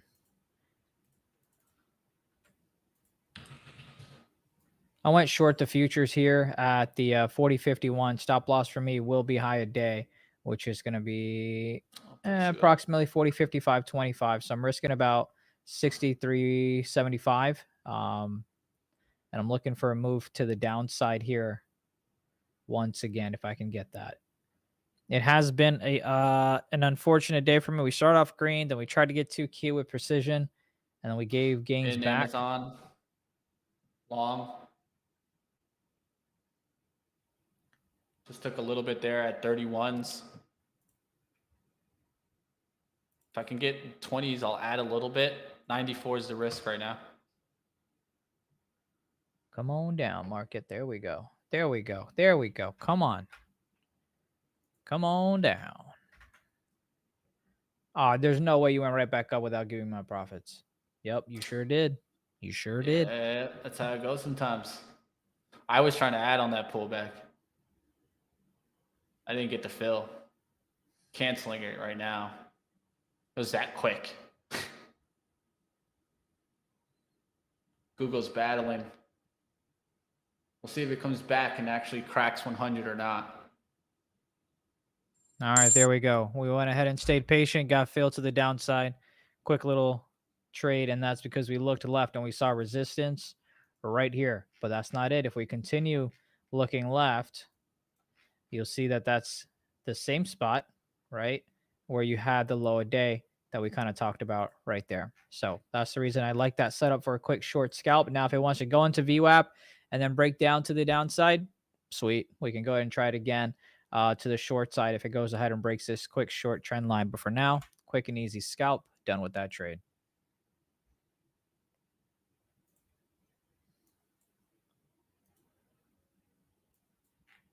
And there's Google, can't quite get over the $100. Let's see what Nvidia is doing. Nvidia with a nasty flush to the downside.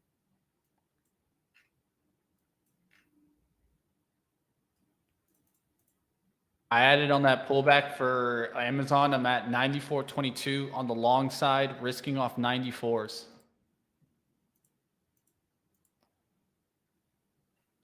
Let me see here what time we've got our next interview. Give me a second.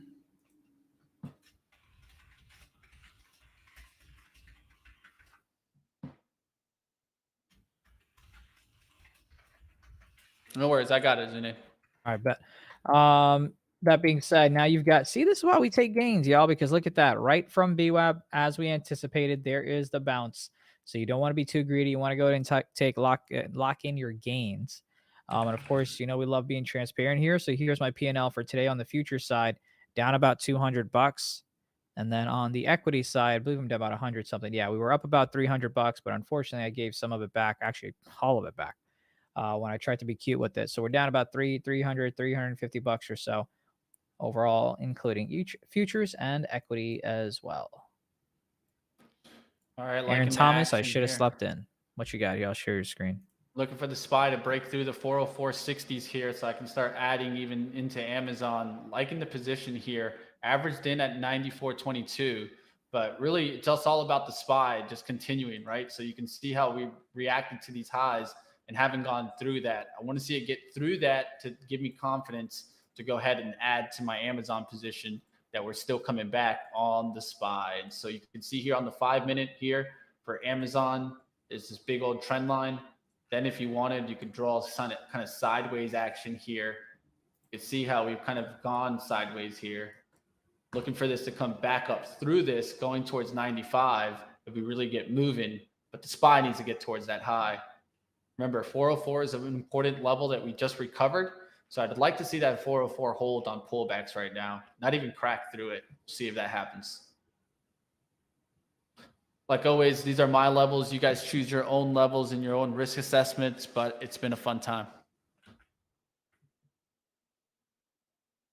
Let's see if we've got anything else before we hop out. LVS. That's a little too far out for me.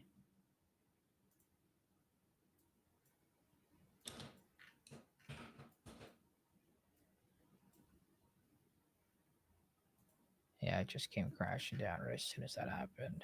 What did happen to Netflix? What happened There to we go. Netflix is I watched way too many shows over the holidays and gave them a ton of subscriber money. I mean, no wonder that the stock bounced from 300. Thanks to you, pal. You're welcome. I'm here for you guys. I'm here for the markets. Appreciate it, man. It's all you. All right, gentlemen. Sorry, Aaron told me that we were running short on time and tossed me back in, so we are good to go. Thank you, Zunaid. Thank you, Mitch, for covering. We do have our guest in the background, so we're going to jump right back into it and make sure we stay on schedule for you guys. We're going to jump in with Sumitaka Yamamoto, the CEO of Hardcore, traded on the NASDAQ as HTCR, and move right into our next live interview. Let's bring him on. Welcome. Thanks for joining us. How are you? Fine, thank you. Excellent. It's great to have you here. Really excited. Our second live speaker of All Access. It's been a crazy day, as I'm sure you've noticed, people scheduling cancellations and everything else all over. So we're glad you're able to make it here with us for this live interview and really excited to learn more about Hardcore. So let's start from the top and just begin right there. What exactly is Hardcore and what does the company do? Okay, so we are a software provider. We are providing CMS software and website content management system. We are a leading company in Japan, and we are based Japanese-based company, but expand U.S. business right now. We have over 800 enterprise customers, such as Toyota, Honda, Sony, Panasonic, big well-known brand. And we also start a Go IPO business. That we take Japanese customer into a U.S. Stock market. So we have several engaged companies. So two companies will be Nasdaq listed within this year, and another 4 will be next year. So this is quite going very well. And our growth rate is more than double or triple than last year. So, but our main business is software provider. So we focus on invest at the U.S. market. Yeah. Excellent. Okay, great start. Knowing what you guys do, talk to us a little bit about digital transformation. What exactly is it? How do you help companies achieve this? It's a big part of your business. Can you give us some insights about digital transformation? Oh, yes. We also provide digital transformation software such as process mining, task mining. So what is process mining is get data from backend system, for example, SAP or Salesforce, and analyze it. So sometimes enterprise company want to reduce delivery time or want to reduce cost. So however, enterprise company, it's very difficult to do that because nobody knows entire business flow, but our software easy to find a critical point. For example, they want to reduce a cost. Our software find this is a critical point, but we need to analyze the desktop data. Otherwise, we cannot analyze truly entire business flow. So we get the data from backend system. This is a process mining. We get the data from desktop. This is task mining, and combine it and analyze. So we provide DX solution, such kind of thing. And we also provide RPA, robotics process automation.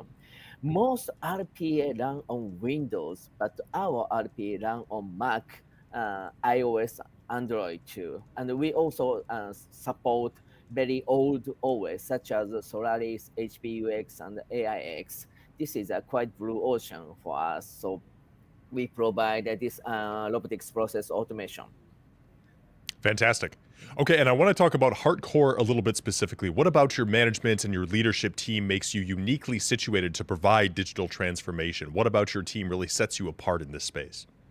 Okay, so our team focus. I'm sorry. I'm living in United States, but main our team live in Japan. So we focus on now Japanese company, enterprise company, and our team providing a good solution. So nobody provide process mining combined task mining. So typically, another our competitor just providing process mining. So we are fully knowledgeable of this area. Excellent. Okay, and let's talk about the consulting side of the business. There was a really interesting part of what you guys do when we did a lot of our prep work for this and started talking to you guys early on. So let's talk about the consulting side. It really seems to be a big part of what's making Hardcore so successful. What is the consulting side of the business, and what does it bring to your clients when you're doing it? Okay, so when I decide to become a Nasdaq listed company, there are no information. It's nothing in Japan. As you probably know, there are many Chinese companies listed on Nasdaq or NYSE. However, Japanese only four, just four, because nobody knows how to do that. So I decide once we became a Nasdaq public company, so I decide to do this kind of business. So we take a Japanese company to a Nasdaq. So we provide a consultation service such as convert Japanese GAAP to US GAAP and translate all Japanese document into English. And that we organize underwriter, auditor, or lawyers. That we prepare all registration filing. So we charge 500,000 initial cost. And we also charge 1 to 3% warrant from their market cap.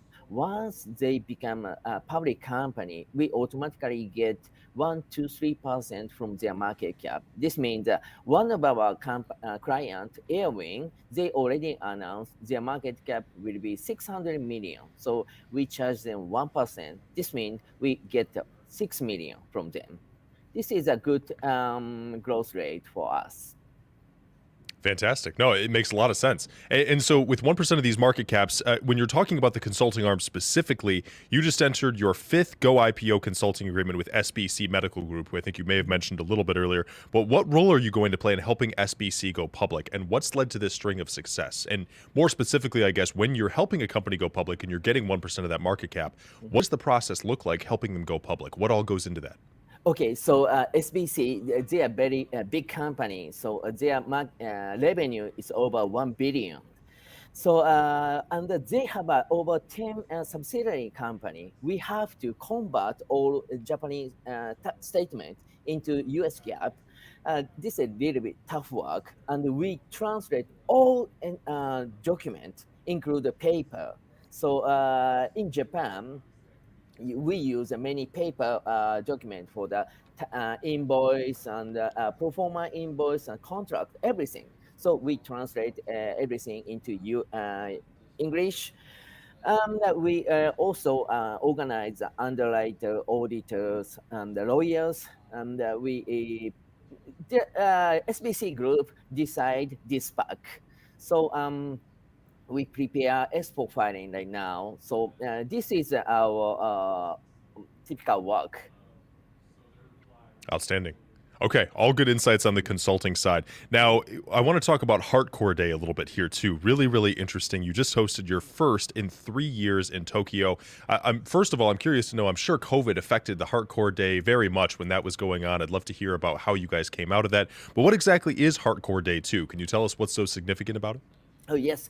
We have a hardcore day previously, but due to COVID-19 situation, we hold it, and we have again this year.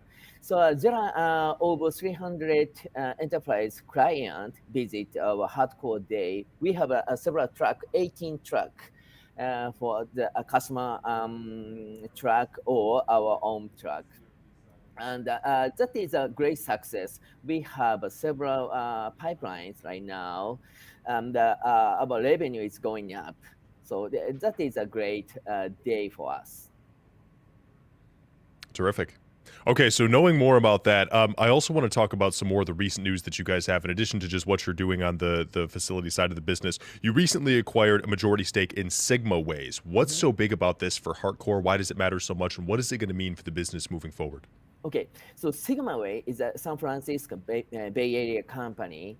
They have around 17 clients, and their revenue is about 12 million this year.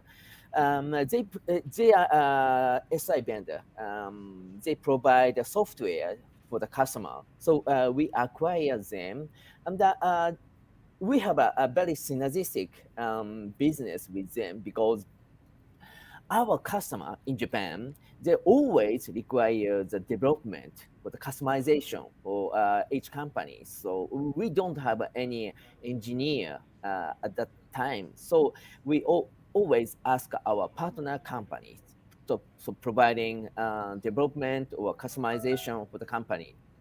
But from acquisition, we provide our customer with our own service, customization and development. And of course, Sigmaways has good sales here in US. So they already try to sell our software. So this is quite big synergistic. So we growth rate is more than double for each other. Excellent.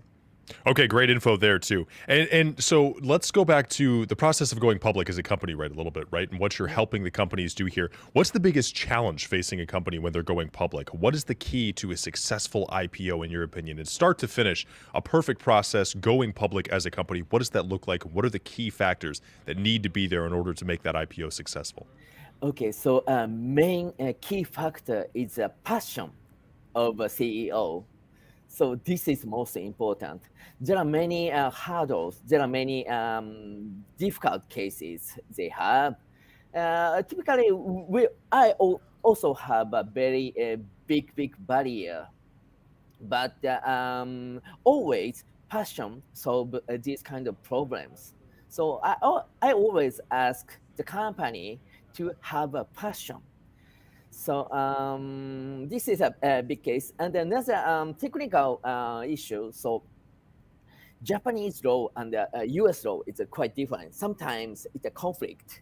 So this is big challenge for solving the kind of problem. So for example, it's a stock. The common stock, it's easy, but the Japanese company have to use ADR, ADS, and this is a little bit tricky. So we always engage a lawyer, each country, US lawyer and Japan lawyers, and discussion and have find the solution. This is a big challenge for us. 100%. Okay, with the keys that go into a successful IPO, let's talk a little bit about SPACs and how they've become a traditional, maybe popular alternative to the traditional IPO process in the past couple of years. It's had a huge boom, especially in the last few years. We saw a lot of companies go public via SPAC, and some of them went really well. Some of them had some variable success here and there. But with the SEC proposing some new regulations around their use, what's your view of SPACs? Would you ever encourage one of your clients to take that route? Do you think they're a wise option in the first place? What's your overall opinion on the SPAC market as a whole? Okay, so at this moment, just at this moment, so Nasdaq, the IPO is very difficult situation right now But the SPAC is it's more than easier than IPO. So sometimes it's the opposite side. The SPAC is very difficult. IPO is very easy. But at this moment, SPAC is very easier than IPO. This is my point of view. Got it. Okay, great to get your insights there, especially with what you guys do, just considering how popular SPACs have been and what an insane market it's been the last couple of years. So great to get some thoughts from you on the SPAC side of the market. Now, let's also talk about the market a little bit as a whole, right? And I think you're the perfect person to talk to right now with the macro environment that we have going on. We talk with every single one of our companies about this because no matter what sector you're in, no matter what your business is about, the global environment will affect all of us at some point or another, right? So as you look at the market over the last couple of years, do you feel that there are any growth drivers or any threats that have affected your business from the COVID-19 pandemic to the rising inflation we have now, geopolitical trade uncertainties, and everything else we have going on? Is there anything that you're particularly worried about in the next couple of years when it comes to your business? Yes, we are now applying the investment bank license right now because our revenue is more than 40. I'm sorry, our Go IPO revenue is more than 40%. So we have to follow the SEC regulation as they require investment bank license. So we apply it. Our key factor for the next couple year is yes, the Go IPO business. However, once we engage the Go IPO client, they automatically buy our software. So this is also a synergistic business. So, but the Go IPO is our key factor for the next couple of years. Got it. Okay, and you mentioned Go IPO there. We haven't really had the chance to talk too much about it. Tell us a little bit there. What are the most important parts of the Go IPO transaction and what's going on there? Why is Go IPO so important for Hardcore? Yes, because for the Japanese economy, as you probably know, Japanese stock market is not so good for the IPO. Once the tiny companies, such as, for example, 20 million revenue company willing to become a Japanese stock exchange market, their market cap will be only 40 million, and they can raise only 3 million money. That's it. So they cannot make a big company, but the US market, but easy to raise the money than the Japanese stock exchange. So it's better to become a Nasdaq listed company. And Japanese economy shrink, but globally it's also growing. So Japanese company have to go outside of Japan, otherwise everybody shrink. So this is my opinion. Makes sense. And when you look at the future for Hardcore specifically over the next couple of years, what does the growth plan look like? How do you phase up to the next level as a business? Is it just a higher volume of taking companies IPO? Is it other kinds of deals? Is it larger deals? What does the growth plan look like for Hardcore over the next few years here? Okay, so we still focus on the software business. We now try to acquire another company. We are now negotiating 3 different companies in Singapore, Japan, and the United States. So we try to acquire several software company and keep to acquire. This is one growth engine, and then another growth engine we provide many different software to our existing customers. Fortunately, we have over 800 existing customers, and our retention rate is over 95%. This means once our client decide to use our software, they never leave. So we sell them our new technology, so we can do the upsell and cross-sell to our existing customer.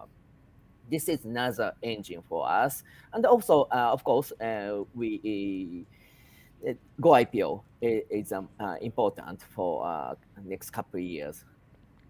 Terrific. Okay, and then kind of a hot take from you on the economy, right? And as we look at the future with again, we've talked about the looming potential recession already as we head into the end of this year Yes. with a couple of other guests. Let's look at the market as a whole. If there were three things that you had to identify for companies to do to survive the looming recession, if we do see one, but also thrive on the other side of it too, come out of it more successful, what are those three things that every company should be focusing on when it comes to their overall business strategy? Okay, so due to that recession comes, and the company have to reduce the cost, have to reduce human works, many things. So every company focus on digital transformation. This is good for us because we already provide a good solution. And of course, the company have to get the new customer without human work. So our CMS help them to get the new client with the company. So this is another good thing for us.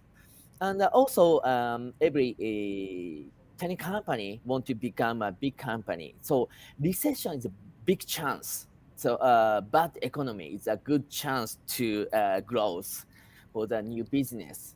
So in the bad economy makes a good company. So this is I think this is a good chance for our Go IPO client. Fantastic. All right, it's been an absolute pleasure talking with you. We got some really interesting insights from you. Actually, two really interesting guests. We had Onfolio Holdings on earlier, and they're obviously acquiring digital portfolio businesses. And you guys are helping companies go public via IPO. So really interesting process there. Really interesting insights from you about what you do, but the market as well. It's been a pleasure having you here. Thank you so much for joining Benzinga All Access. Thank you very much. Thank you. All right. We had our next live speaker there. That was Sumitaka Yamamoto, the CEO of Hardcore. We do have our next live speaker on. Had some scheduling changes and some things lined up all the way to getting here. It's been a crazy morning for him to join us here on All Access, but we do have him in the studio, so we're going to bring him on, and we're going to get started on our next live interview. Ed Schmaltz, CEO of State House Holdings. Thank you for joining us. How are you? Good morning. Maybe a little haggard. I took a red eye from California back east, and it was delayed, and normal travel drama. But here I am. So, well, normal travel is hard enough. It sounds like you had a more drama than most of us when we're flying. So glad you made it here. Thank you for making the effort to get in last second and join us. It's great to have you here as always. We've had you on All Access before. Really excited to talk with you again. But reintroduce us to State House Holdings really quickly for anyone that hasn't seen you guys. What is the company all about? sure. So State House Holdings is a cannabis company, and it was formed by the combination of really four great companies in California: Harborside, Sublime, Urban Leaf, and Loudpack. And that sequence of deals, the final one, Loudpack, closed on April 4th of this year, and that was State House. So we have 14 retail stores, 230,000 square feet of cultivation, a manufacturing facility in Greenfield that can produce all the form factors. And we've built a really strong team to address the many challenges in California. Outstanding. All right, great start. So let's jump into it and let's talk about being vertically integrated, because that's a big part of what State House is and all these companies that are coming together. We'll talk about the combination of these companies and why you chose them in a minute. But being vertically integrated, what advantages does this bring? Are there any challenges that come along with it? What exactly is being vertically integrated? Can you give us a general sense of that? Sure. Why don't I start with that last part? So being vertically integrated really means that you're involved in or control your entire supply chain. So in State House's example, we cultivate, we manufacture, we sell at retail, and we sell our branded products at wholesale across 800 stores across the state of California. So controlling your supply chain like that, I think, gives you ability to really capture the entire margin.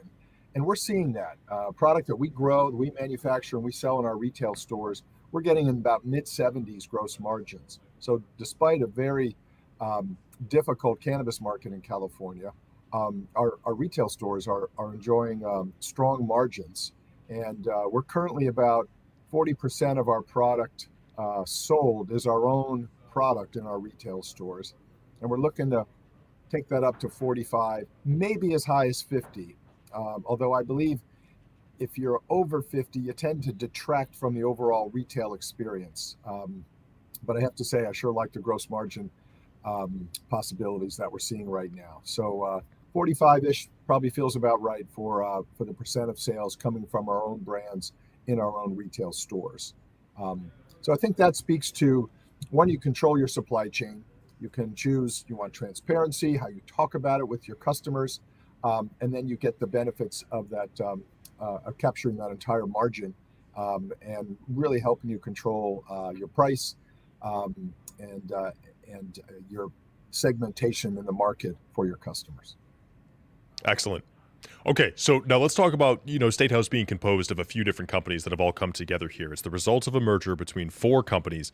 Talk to us a little bit about the impact that it's had on the business. How has this changed the culture of all 4 companies? And just give us an overview of the entire process, right? Why these 4 companies came together and what advantages and disadvantages it brings to the table for State House. Sure. So Harborside and Sublime had merged a year earlier. Harborside, as you probably know, is a great legacy brand. Really started in 2006, focused on in the Bay Area, Oakland, San Francisco, San Jose, although they do have a store in Desert Hot Springs. The thought process behind this merger was what we just spoke about. How do we get vertically integrated? How do we get scale so we can drive efficiencies? And how do we get the right combination of cultivation, manufacturing, brands, and retail so that we can address the entire market?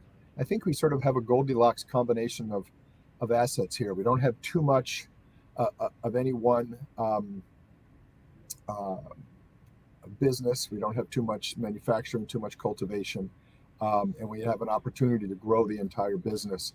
And we're really seeing the promise of being vertical, as I mentioned earlier, with those robust gross margins at retail. Some of the challenges of putting these companies together, obviously culture, right? Each one had its own culture. I'll come back to that in a second. We had many duplicative processes. We really wanted to consolidate quickly around our largest and most efficient manufacturing organization, for example. So that entailed headcount reductions and closing down some operations. But we felt it very important to just quickly get to our future state and start working on normal business improvements. And we did that. And the work to create a culture is ongoing. I'm very pleased over the last couple of months. It seems like we've shed our individual brand loyalties and people are putting on their State House brand, and they feel comfortable that now we are State House. We're embarking on a mission, cultures, and value work right now, where we're going around talking to groups of employees throughout the organization. This is very important to me. I don't want the culture and values to be Ed's culture and values. I really want it to come up from the team so people can feel motivated and buy into, yes, this is our culture. It's not that Ed guy who travels around. It is all of our culture and values, and this is important to us. So that's taking some time.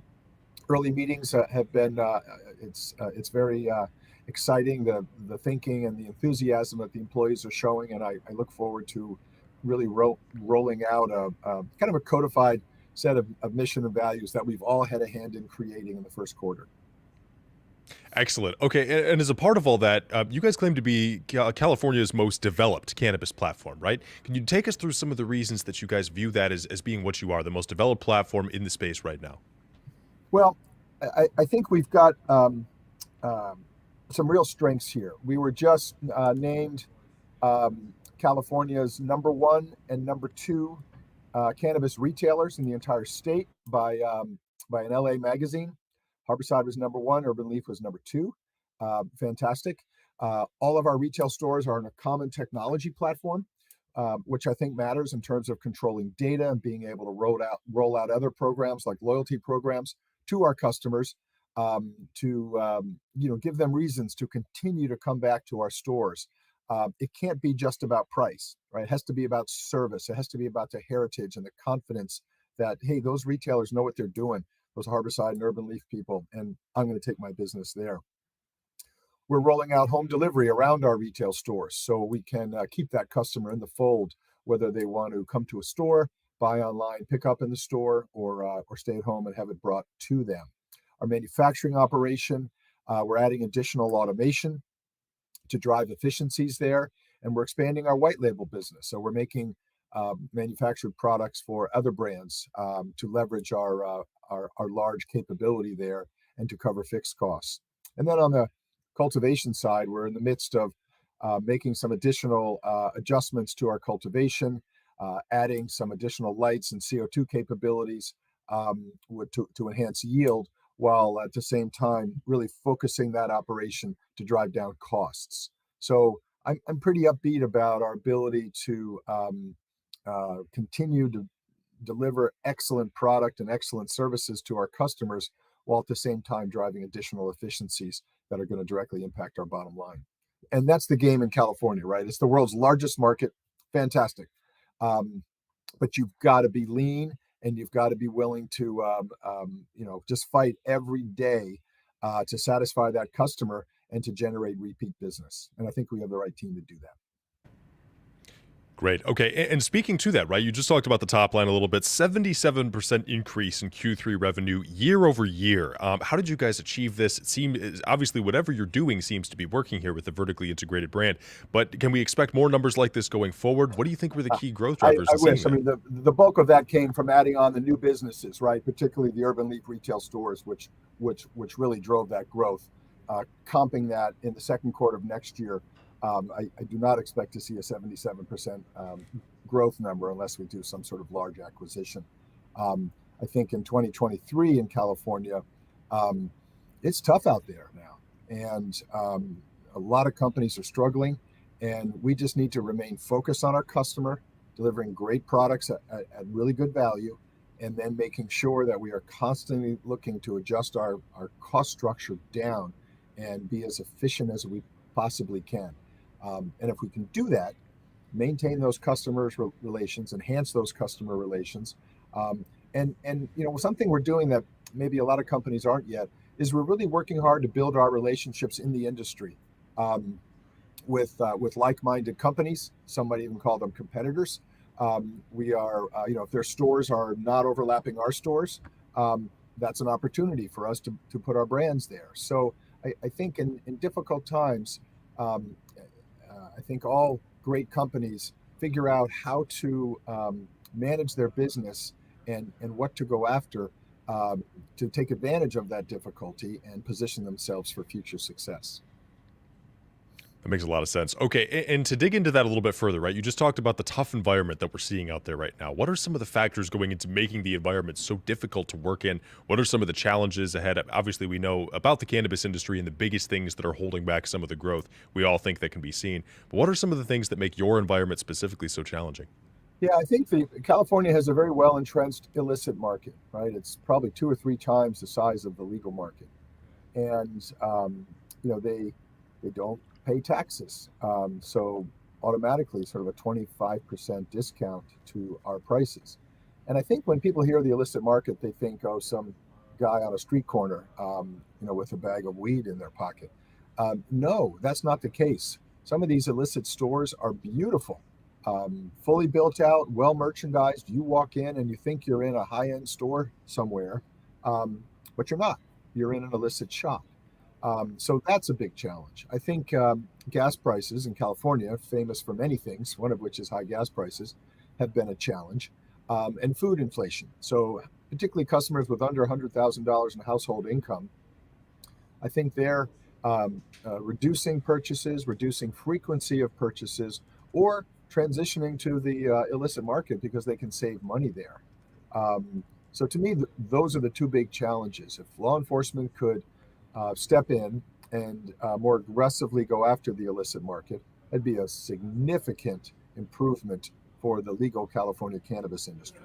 There are signs they're starting to do that, and I'm holding my breath because, as I said, I think this is absolutely critical to the legal industry's success, and I'm hopeful that Governor Newsom and law enforcement across the state are indeed stepping up and making a concerted effort to shut down illicit cultivation, manufacturing, and retail.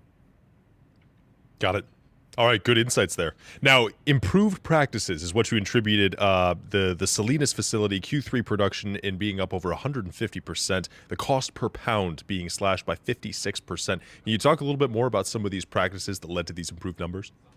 Yeah, so I think people need to remember cannabis is a plant, not yet a crop, right? So there's a lot of variety to plant, to grow techniques, and really overall kind of management efficiency of a large scale greenhouse operation.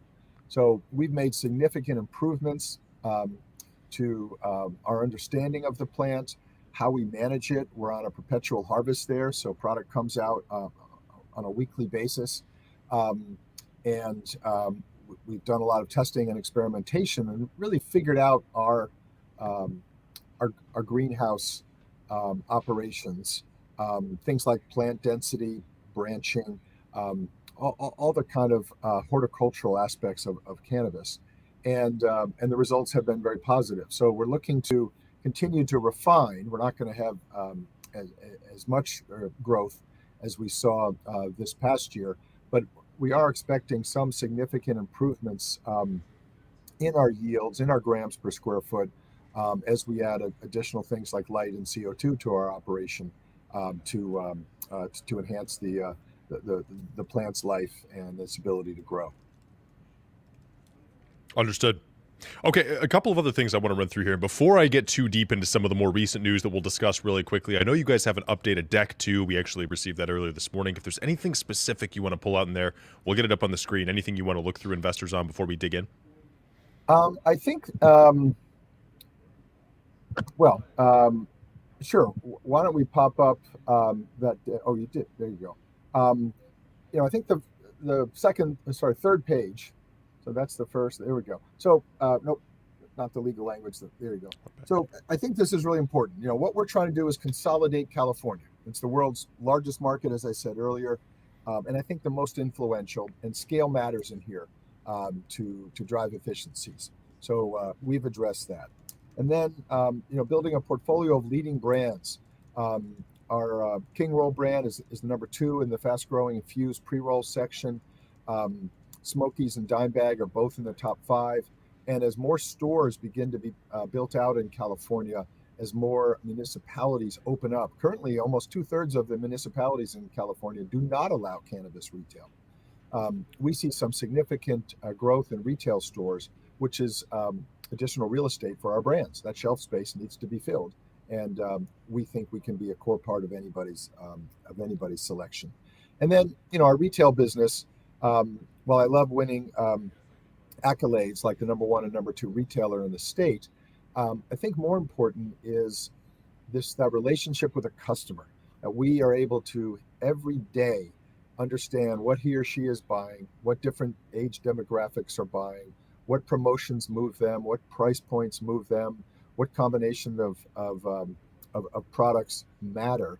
And I think that close relationship with the customer really gives us an advantage over a brand that perhaps doesn't have retail, because all they're doing is getting orders from buyers, and they don't have that last mile connectivity with the customer, and that's something that we treasure and value very highly.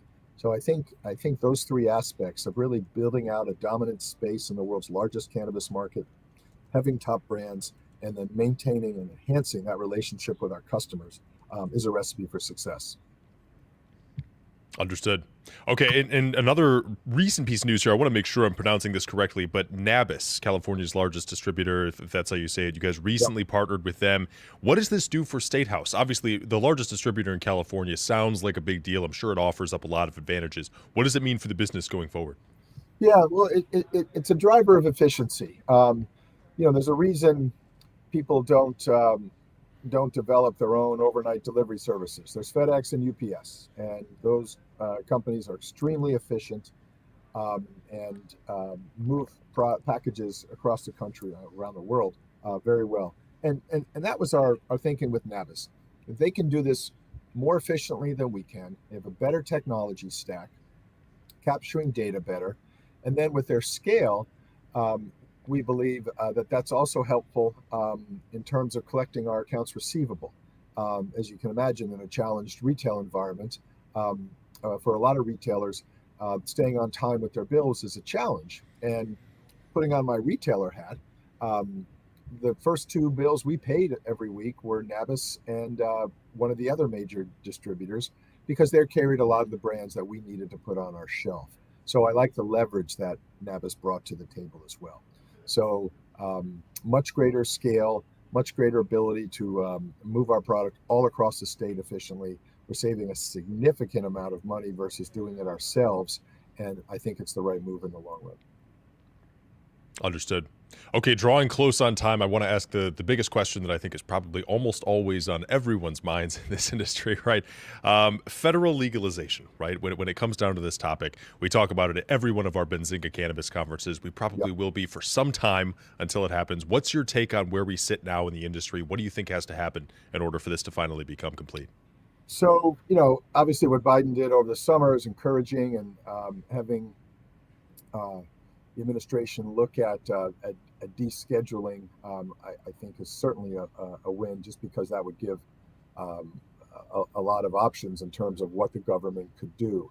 I do think SAFE Act is likely to get done in this lame duck session. In terms of full legalization, though, boy, my view on that is I think the federal government is going to leave that to states. There are a lot of jobs, there are a lot of tax revenues in states that would likely suffer if it went fully legal, and those jobs and tax revenues would go to California, Texas, places more conducive to growing cannabis than Maine and Massachusetts, for example. So I think full federal legalization is likely pretty far down the road, but I do think SAFE Act, and then slowly improving, cannabis's view, certainly in the financial world, would be a win for the cannabis industry. Getting more capital, different and stronger banking relationships, and then being able to list on U.S. exchanges, those would make a big difference. Would drive efficiencies to the organization, to any cannabis organization, and help them thrive. So I'm hopeful for SAFE Act, and then continued incremental progress in the years ahead. Fantastic. Ed, great to hear about the progress at State House. Always a pleasure to talk with you. And of course, joining us after a red eye and some crazy travel getting here. So glad you were able to jump on with us. I as well. Thanks very much. Appreciate it. Always good to talk to you. Always good to talk with you as well. Ed Schmaltz, the CEO of State House Holdings, trading on the OTCQX as STHZF. And with Ed leaving us, we're going to move on to our final speaker of All Access to keep things rolling to stay on time. We're going to talk with Dennis Ferris, the CEO of Dragonfly Energy. We'll bring him on and get started. Dennis, great to have you with us. How are you? I'm doing great. Good to be here. Pleasure to have you here. Really professional setup behind you, too. Looking great. Where are you coming to us from today? We are in Reno, Nevada, and we've got a great team here, so I'm proud of it as well. That's great. Really excited to chat with you, Dennis. Dragonfly is a fascinating company. You guys are working on a lot of really exciting stuff. Let's dive in at a high level. Give us a 30,000-foot view of Dragonfly and what you guys do. Well, Dragonfly Energy is a lithium-ion battery technology company, and we are very well-rounded in that we've got a great retail base. We've got customer pipelines. We've got a robust supply chain in terms of our manufacturing of deep cycle lithium-ion battery packs. We've made some great headway and achieved some fantastic traction in a number of markets that are typically dominated by lead acid batteries for deep cycle storage. These include RVs, boats, off-grid storage systems. We're at a fantastic point right now in terms of our ability to reach out and tap some other markets that are currently dominated by lead acid batteries. And at the same time, we've got a very strong and robust intellectual property portfolio having to do with the manufacture of lithium-ion battery cells, completely chemistry agnostic, so all kinds of different lithium-ion battery cathodes and anodes, but we focused on a specific deep cycle solid state storage technology that we're really excited about, because it's something that really hasn't been the focus of a lot of battery technology companies. That is the storage angle. A lot of battery companies are really focused on electric vehicles and propulsion and energy density. And so it puts us in a really unique spot in a very exciting industry.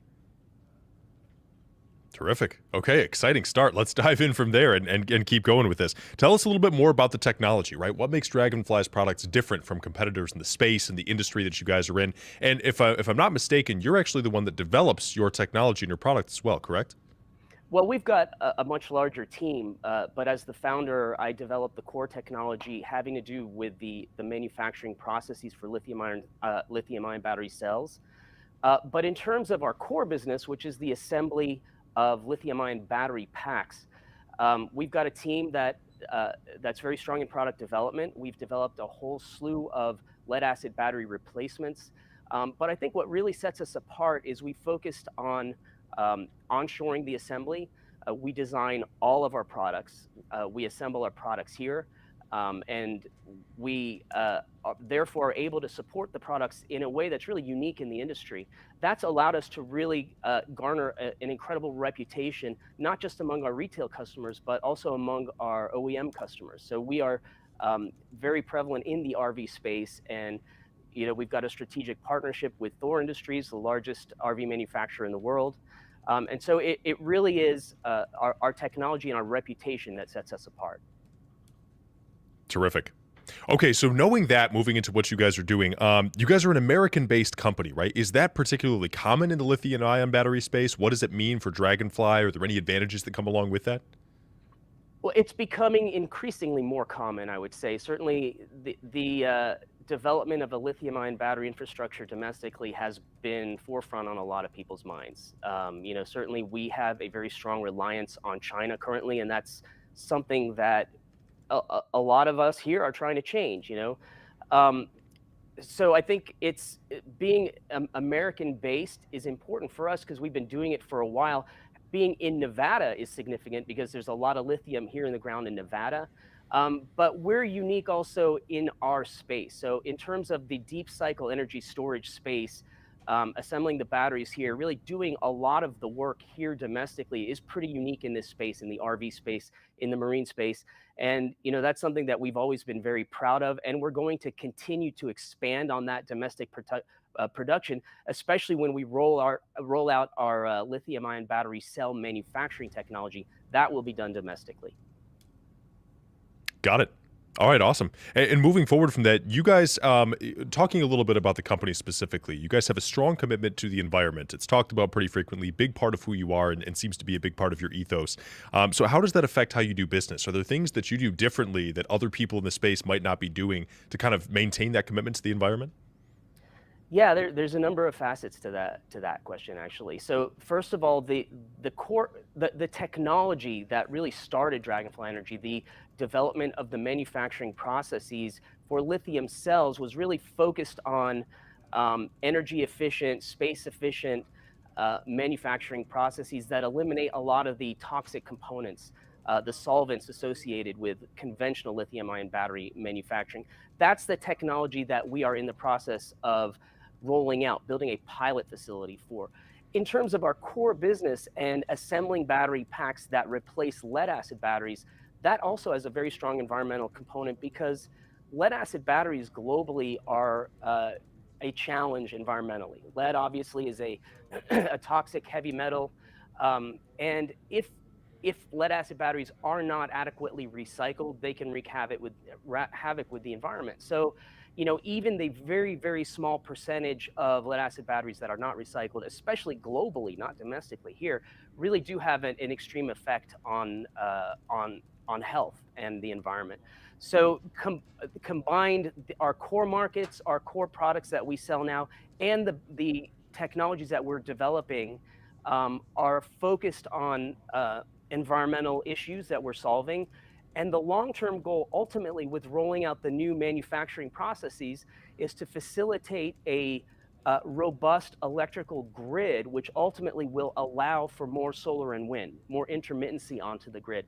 So that in itself, the mission of the company is very much a mission focused on mitigating climate change. Got it. All right, great insights there. Really exciting too, and great to see that kind of commitment to the environment. And obviously, it seems to affect the way that you guys do a lot of things. But really exciting to see how that works in your business as well. Let's also talk about the leadership team, right? What kind of experience does your management and the people that build the products bring to the table? What does it mean for Dragonfly to have these kinds of people, especially in regards to the science behind your technology, right? Which obviously is pretty extensive. What does the management team kind of play as far as a role in developing what you do? We've got a pretty new management team. I mean, honestly, this is a company that's been around now for 10 years, and we went public this year, and so we've expanded our management team dramatically over the last year. And in the process of becoming public, certainly we've had to expand our finance departments. We'd have to expand our marketing department. We had to expand our sales department. So that involved bringing on talent. And moving forward, that talent is going to be critical to the growth of this company, not just in rolling out the new technologies, but in growing our core business of selling deep cycle lithium-ion battery packs.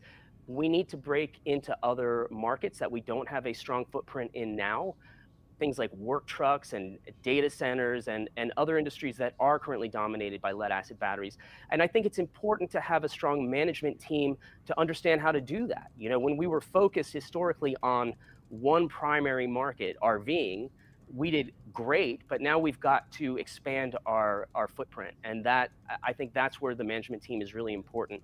Now, concerning the science and technology, we've grown that team dramatically as well. And you know, now that we have more resources through the recent transaction that we've had of going public, there's going to be a lot more time and man hours devoted to the continued development, but more importantly, the rollout of the technology, the construction of our pilot line, and you know, bringing that new technology to market is super exciting for us. I think it really is central to our value proposition moving forward, and you know, a strong management team is required for continued execution.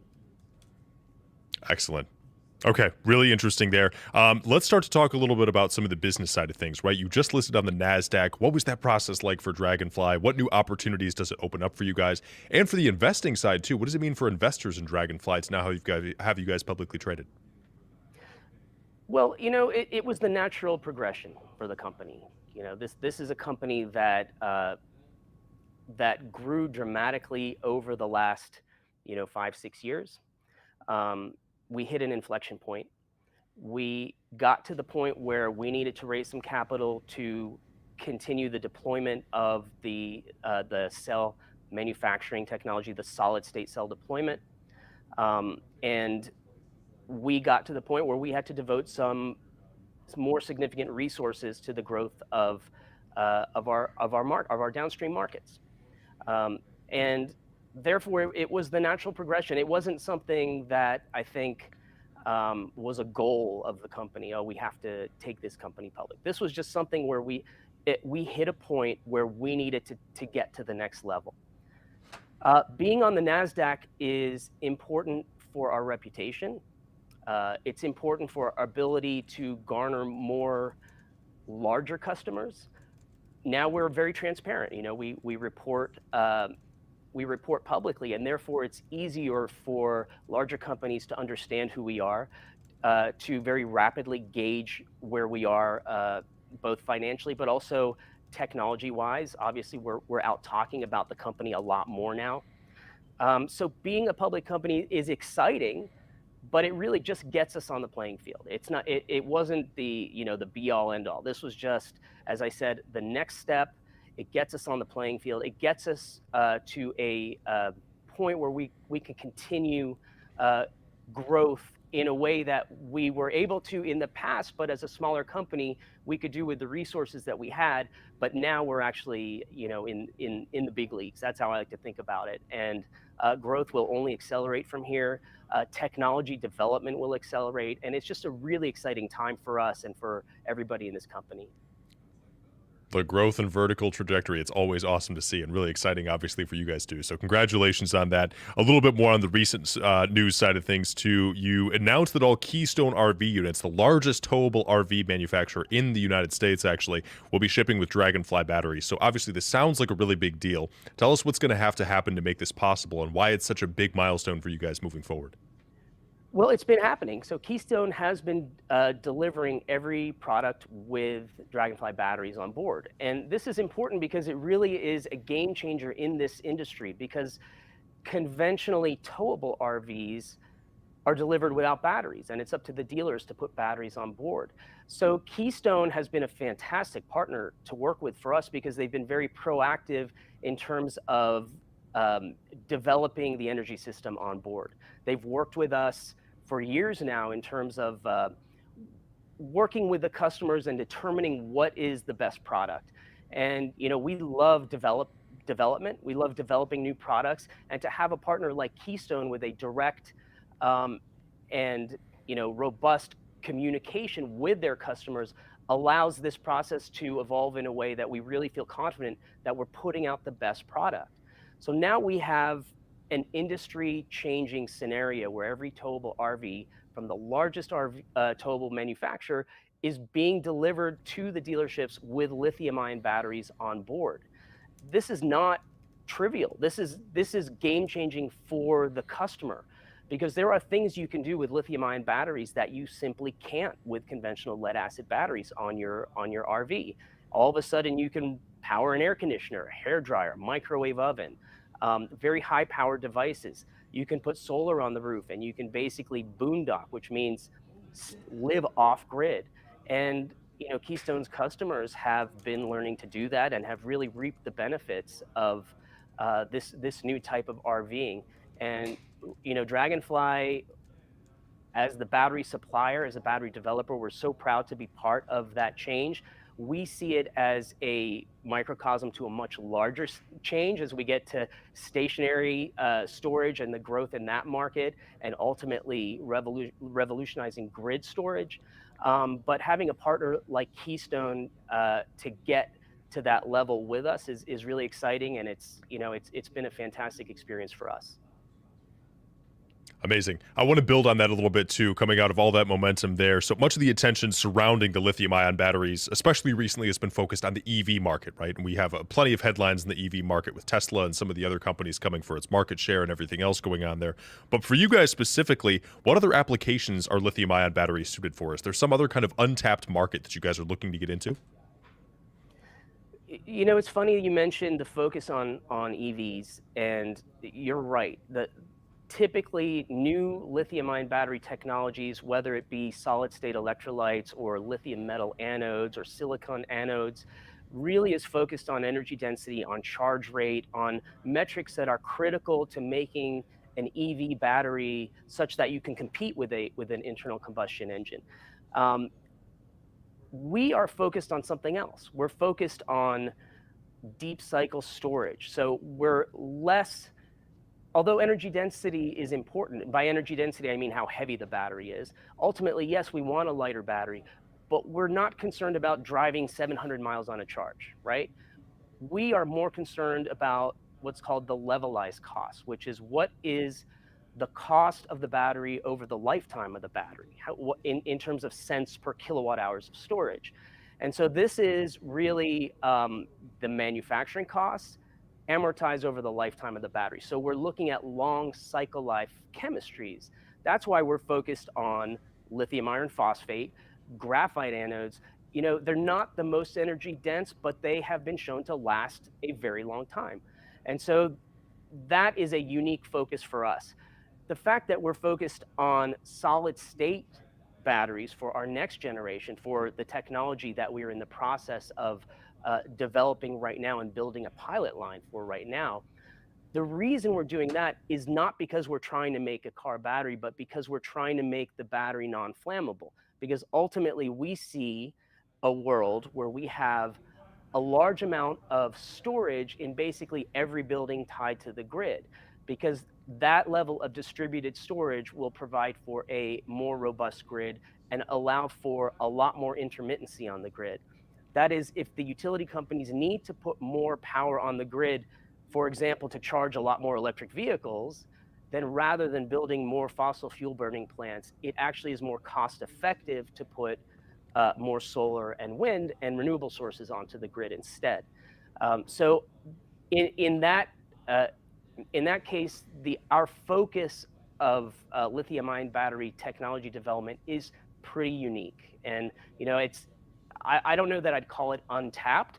Certainly, there is a lot of other storage technologies that work grid for centralized grid storage, things like pumped hydro and gravimetric energy, and other technologies that are relatively cheap. But in terms of distributed storage and last mile residential storage, I think we've got something that's really unique as we continue to roll out this technology. Amazing. Okay, really outstanding there. And a final question for you as we kind of start to sign off here. Let's look ahead into the future a little bit, right? It's kind of a hot take question, but if you look 10 years down the road, how big do you think the lithium ion market can be? How big do you think the market is for what you guys are doing right now? And do you see any big changes coming for it that might affect your business or the industry as a whole? Anything that investors should be paying attention to on the horizon? The market is enormous. I mean, the EV market, the EV battery market has been well publicized. The grid storage market has been less well publicized, but is just as big. And when you consider the fact that we want a day or several days of storage on the entire American grid, that you're talking trillions of dollars. So the actual grid storage market, I think, is much larger than it's been given credit for to date. Now, in order to make that happen in a meaningful way, we need more lithium. And it's not that the lithium doesn't exist, it's just that it needs to come out of the ground. And there are technologies that are being developed now to more efficiently extract the lithium and mine the lithium, and importantly, recycle the lithium from spent batteries. And so the biggest change that's going to happen is the increase in domestic infrastructure, and also infrastructure throughout the rest of the globe outside of Asia, because China has already built out a very impressive infrastructure in that regard. But I think the mining, the recycling, the processing, and the cell manufacturing is going to continue to grow dramatically in the near term, limited only by how fast we can get the lithium out of the ground. Awesome.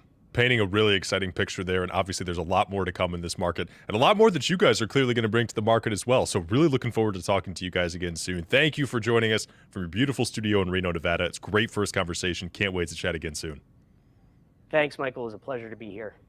Absolute pleasure to have you. Dennis Ferris, the CEO of Dragonfly Energy, traded on the NASDAQ as DFLI. Our final speaker of the show for All Access. A couple of final wrap-up notes, as always, before we get ready to sign off for a couple of hours and bring you stock market movers at 1 o'clock with the two gentlemen who were on just about 40 minutes ago. So before we take off, we, of course, want to thank our ticker sponsor, as always, making every single Benzinga All Access show available, bringing the speakers to us live, and getting the show up and running every single Friday. So we're going to play that video for ticker one more time, show how to get involved with their platform and get stock perks, and then we'll move into the end of the show.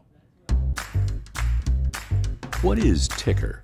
That's right, ticker with two I's, just like you, because it's for you, for investing, for stock perks, for connecting you to public companies who reward you as a shareholder, as a brand lover. That's why people can't stop tickering. Ticker, where investors discover shareholder perks and consumers become investors in the brands they love. Ticker. Start tickering.